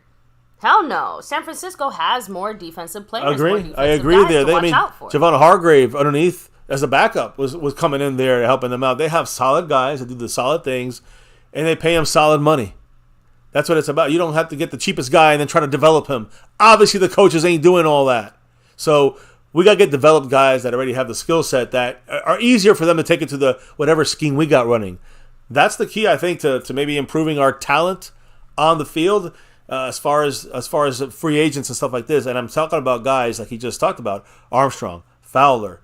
I think Osa is getting better, but you just can't have one other guy to kind of. I mean, you're not gonna get 2 or 3 scary guys. You're gonna have Micah. He's the scary guy. Every team has one scary guy. They don't have 10 scary guys on defenses on their front. So you got to get everybody kind of. You got to get guys that I think you can't really worry about developing. I know Fowler. He's not really. He's already been developed in other places. I mean, he's maybe one of our better pass rushers, to be honest. But doesn't scare anybody. Neither is Armstrong. He's more a run stopper, and he gets sacks off of Micah's pass rushing for the last 2 years. So again, I feel you on that. I agree. And the Cowboys went a different route on this. They went a different route on the way to develop your defensive line. Dan Quinn, Jerry Jones, Will McClay. I don't know. But right now, Mike McCarthy runs this whole top spot thing. Anyways, I know Mr. Marco Sipping just dropped another 5 on it. I don't know if that was the one you already said. Nope, it's a new one. Oh. Just a recent $5 holler, or maybe it is the one I just said because. What was the second? What was the first one you had said? I missed that one a little bit. All right, so the first one. No. The first one that you read, which was that one, yeah. Yeah, he said all the picks are mentioned, as in like the players, right, earlier, are in rounds 1 to 3, and those busts like Cox and Wright are haunting us. You can only scheme so much, but Osa, and LVE, none of those scare teams. I hear you, and I agree. LVE is just a solid linebacker, off-ball guy, and you cannot get everybody that's scary. But yeah, we have some pieces there that are missing, and I don't really have an issue with the scariness of the player. I understand what you're trying to say. We need solid guys in this Dan Quinn defense, and it's about the whole scheme and the way it works together. You maximize these guys, and I don't say maximize them for like a game or a couple of weeks. You maximize their potential, which I think is very important for the Cowboys to do on defense, since the fact that we do develop these guys and bring them in there. And we do some good job with some of our defensive guys. Some of them just ends up being, they don't work out. That happens. But yeah, I agree. Some of these other guys eventually have to work out, or it will be looked upon as a big failure in the future. I feel you there, Mark. I don't think we give up hope on that. Now another 5 on it from Marco Sepien. Appreciate you. Appreciate you. Currently coming for that 3-peat. He's trying it. He's trying to. The first night of our stream here with the sponsor of the week. He's in first place on the overall board. 100 points on the stream, boss. What did the man say? With our firepower, if the D fails, the O should pick up the pace. What's odd is we improved at wide receiver and play calling or so, and then they say that the offense is worse. It's again, because we improved McCarthy. in some small ways, but we also got way worse in other very big, obvious ways. At least that's how I took it. Yeah, I mean, listen, McCarthy has to prove it to us, and he's proven to us he didn't, I think, here's the thing. Tell me if I'm wrong on this, guys, Mark. I think the overall thought process is the defense has to start off hot. They got to start off by slowing down all opposing offenses and has to slow them down to a point where they don't score for a drive or two. And the offense will get some points. The first drive, they might get 3, they might get 7, get another drive or two for the offense. We can get up to 10 or 14 against a better team, right? That's the whole purpose. We did that. We kind of did that against these Niners, but we couldn't stop the defense. Could not stop anything here. Once they had the lead, they started making us more one-dimensional. Once they kept growing that lead, we had to start getting desperate. And that is our offense. There's no play calling for some reason. And we did this with Kellen Moore, Dak. They did this. I'm not saying it's effective because they did some bad things in their play calling and in their schemes, in my opinion. But you know, Dak. My point is that you've seen Dak do this. He can lead the guys down the field, whether it's through McCarthy or through Kellen Moore's offense. The problem is, I don't think he's got this thing down yet when it comes to McCarthy's offense. McCarthy could say he's got it. Dak could say he's got it. I don't think he's got it all the way down because he missed CeeDee Lamb. His vision is not seeing him in this scheme. So it's a combination of those two things, in my opinion. There's no firepower in this offense in this scheme. We got the players. I agree, CeeDee Lamb, Michael Gallup, Brandon Cooks. We go into a Kellen Moore-ish type offense when we need to score points. That will work if you have the right play calls for it, if you have the right schemes called. I don't know what McCarthy's plays or schemes are, but we need a little revamping here. And whatever the revamping is, it's got to be something that you can open it up when you need to. Even if you're up by 10, you want to get a drive in there, throw it in there, a little quick drive. Let's go. Let's do that. You just can't stick to the dink and dunk. And it's a West Coast yards after catch mindset. That's what McCarthy wanted to do. And he went back to 1982 with this shit. And the innovative Bill Walsh in the West Coast offense back then. So we're stuck there right now in our offense. And everybody else, again, Kellen Moore has major issues. But at least, Dak Prescott can get the ball down the field. CeeDee Lamb can catch the ball and do some great things. You've seen Brandon Cooks do it for 10 years. You've seen Gallup do it before the injury. He looked better now back. Offensive line, all 5 were there. What the fuck happened in this game on offense, right? Tony Pollard fumbled, but he showed a couple flashes, even if it was too late. Tight ends can do it if you just get them out there and open. So this, to me, falls mainly on the McCarthy and Dak when it comes to the offense. And on defense, Dan Quinn got to stop that fucking run and stop letting these teams expose us because it's going to be a quick exit if the defense breaks. Defense breaks, we lose the game. We ain't scoring 45 points against the Niners, even with Kellen Moore's offense. Just saying. So I don't know. What do you think, maybe? What do the family think? Any other comments in the chat? Whew, man, this was a power-packed one. The positive I'm going to say is this. I will say there's a positive left. It's almost impossible to beat teams that are supposedly this good twice in the same year. Now, we did not show we're that good, but if we can get shit at least back on track and into the playoffs and we meet them again, it should not be the same ass-kicking. I'm going to be honest. You're right. They probably found new and improved ways to do it. The point is that, again, it goes the other way as well. For the Cowboys, hard to beat teams twice or 3 times in a season. So for the Niners, we have to play them a second time. It's going to be just hard for them to kick our ass like this because he lets the whole rest of the season marinate and settle and motivate the team in a more real kind of now way. And Dan Quinn, too. It lets him figure it out. You've given him 3 months to figure out how to get through the Niners. And that's a big one there, in my opinion. That's my opinion there. And again, it's going to be difficult for the Niners to do the same thing they did to us, in my opinion, if we meet them in the playoffs. That's the good news. Why?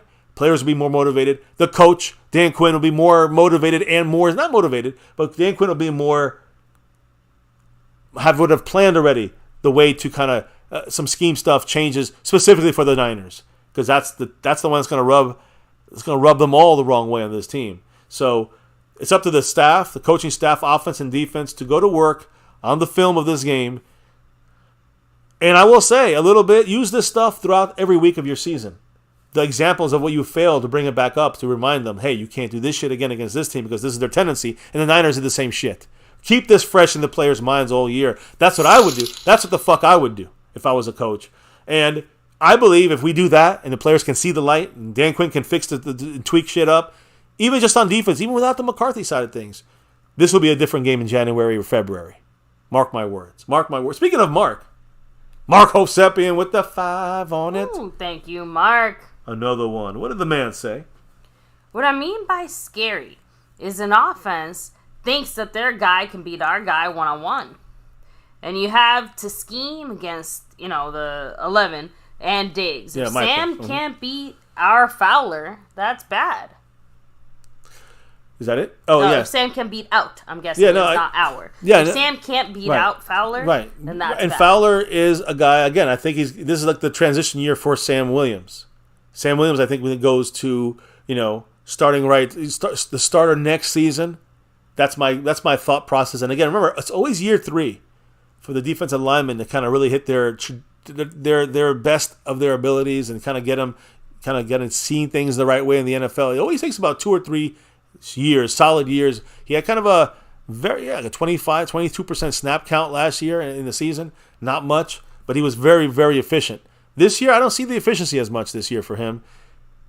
And I don't see the added reps either out there yet for Sam Williams. He gets them here and there. So I want to see more as this season develops. I got to see 54 get out there more and more, right? So I'm with you there, Mark. I do see that as well. So we're keeping our eyes. Don't worry. It's hard to keep an eye on that when you have so many other things going wrong right now with the Cowboys, right? That whole Sam Williams thing is bad, but Sam Williams fixed, we're still fucked. So on that note, guys, I think it's time for those final shout-outs here on MCF. There's always hope, guys. Things change. There's always hope, but right now it's definitely not good times in the Cowboy family, the Cowboy fan base. But we can't sugarcoat shit here. We're telling you our thoughts on things, our truthful thoughts based on the facts that are at hand, and we just can't hide from it, guys. They fooled us. The fool's gold again. They just fake gold here when it comes to our Cowboys, and the real gold right now, the San Francisco 49ers, the way they played and beat our ass in here. It's one we're not going to forget for a while. But damn, I wish I could erase it from my memory. Anyways, baby, who's in the house? Last couple of shout-outs / comments as we head on out for the night. And of course, we have Fortune, W, Mike Aldana, Cleveland Brown, Scorpio, House Nelson in the house. Let me see, Getting Money. Of course, the man Mark Hovsepian, and a big mahalo to you. I see Mike Aldana saying false hope. Yeah, it seems like W says it's sad. Fortune said, who do you hate more, the Niners or the Eagle fans? They're the Eagle fans, obviously. Cleveland Brown, much love. He said, I hope Sam Williams don't get the curse of the second-round pick. Only Diggs is living up. Yeah, we just talked about that a little earlier. 100% on that there, Cleveland. Scorpio in the house. Said, House Nelson being stuck on a train track and watching the train roll down the track. He said, House Nelson said, I'm supposed to look forward to playing the Niners in the playoffs. Man, again, we get to the playoffs. We advance to we get a great job. We have some great games against lesser teams. And then we get our asses handed to us in the playoffs.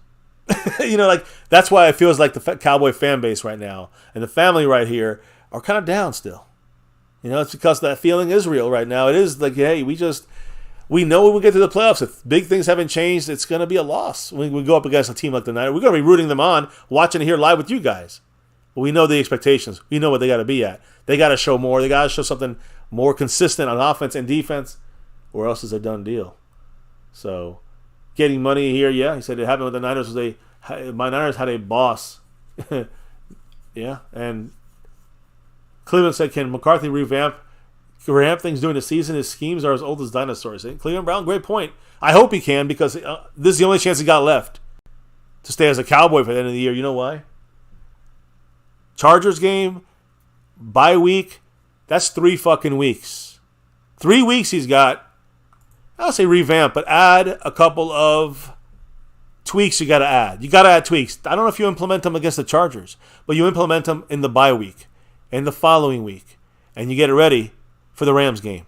You let us see something that you can sprout from this, not just the same old fucking boring fucking predictable. And predictable moves you down the field in this case, which is better than Kellen Moore's predictable. But predictable fucking playbook. You got to add some additional kind of, not trick plays. You got some things that stretch the field, vertical plays. Let's go. Come on. A little more oomph. Yeah, I'm telling you, Dak missing some of those passes hurts the offense as well. I'm at the bottom of the screen. I was just shouting out a couple comments. I didn't mean to interrupt you, baby, on the shout out. Final, it's all good. I just want to get a couple comments in.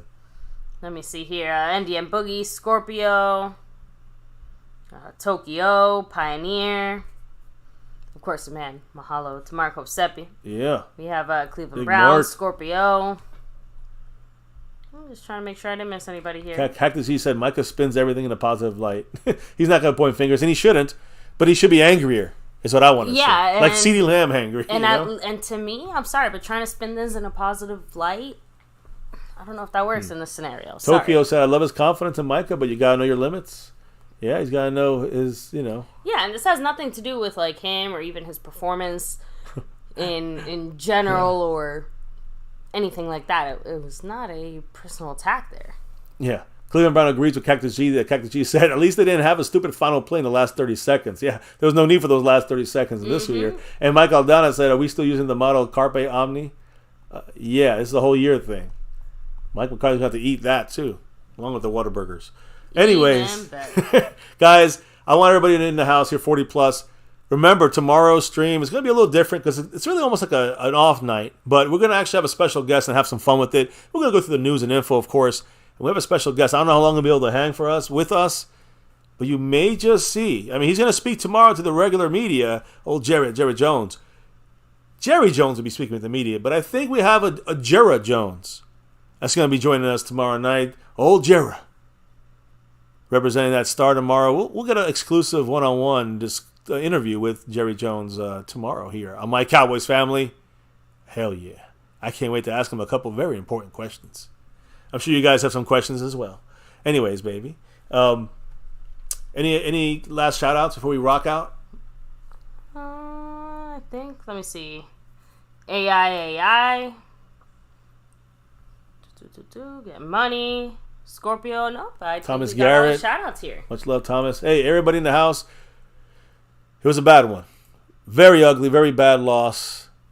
We always rep that star here over everything. Baby, why do we do this thing here on the nightly? No matter what happens here to our team, why do we do this every night here on My Cowboys Family? It's that navy blue, that silver too, and that star over everything. Win, lose, or draw, good, bad, or very ugly. You can see we're repping it, guys. That star over everything. Here in MCF, here in My Cowboys Family, 6 years and beyond, into our 7th season and beyond, doing these live stream reactions. Never forget the number one thing here, now, and forever. Right here on YouTube, right here at My Cowboys Family. Never forget. Go Cowboys. Let's get that 6 and beyond. Will it be this year? But we have hope. We always will. We're fans and we're fanatical about our Cowboys and that star over everything. Guys, thank you for dropping the knowledge all night long in the chat. Cannot do this without your thoughts and opinions. Also appreciate it and truly thank you guys for the love from above. Specifically, Calvin Richard and the main man of the night, Mark Hosepian. Multiple drops, multiple great comments and thoughts and questions. Appreciate you as always, Mark. We're rocking that sponsor of the week. Back to back like our great Cowboys of the 90s. But we're in 2020s right now, and it ain't looking at nothing like that. Nope. Guys, thank you for rocking with us here on both those sides. Thank you, and appreciate you guys as we clock out and drop out of here for the night before we can relock and reload for a special show with Jerry Jones tomorrow. Baby, let them know what we got to do before we drop out of here for the night. We got to drop the beat. Yeah. Beats drop like we dropped last night here on the San Francisco Levi Field. If we get at them again, we got to be ready with a whole spruced up game plan, guys. Offense, defense, players, coaches, everyone. Got to get our heads out of our ass. Until then, we're just going through the motions, trying to get through each game and keeping up with the playoff teams. I guess they even have a shot, right?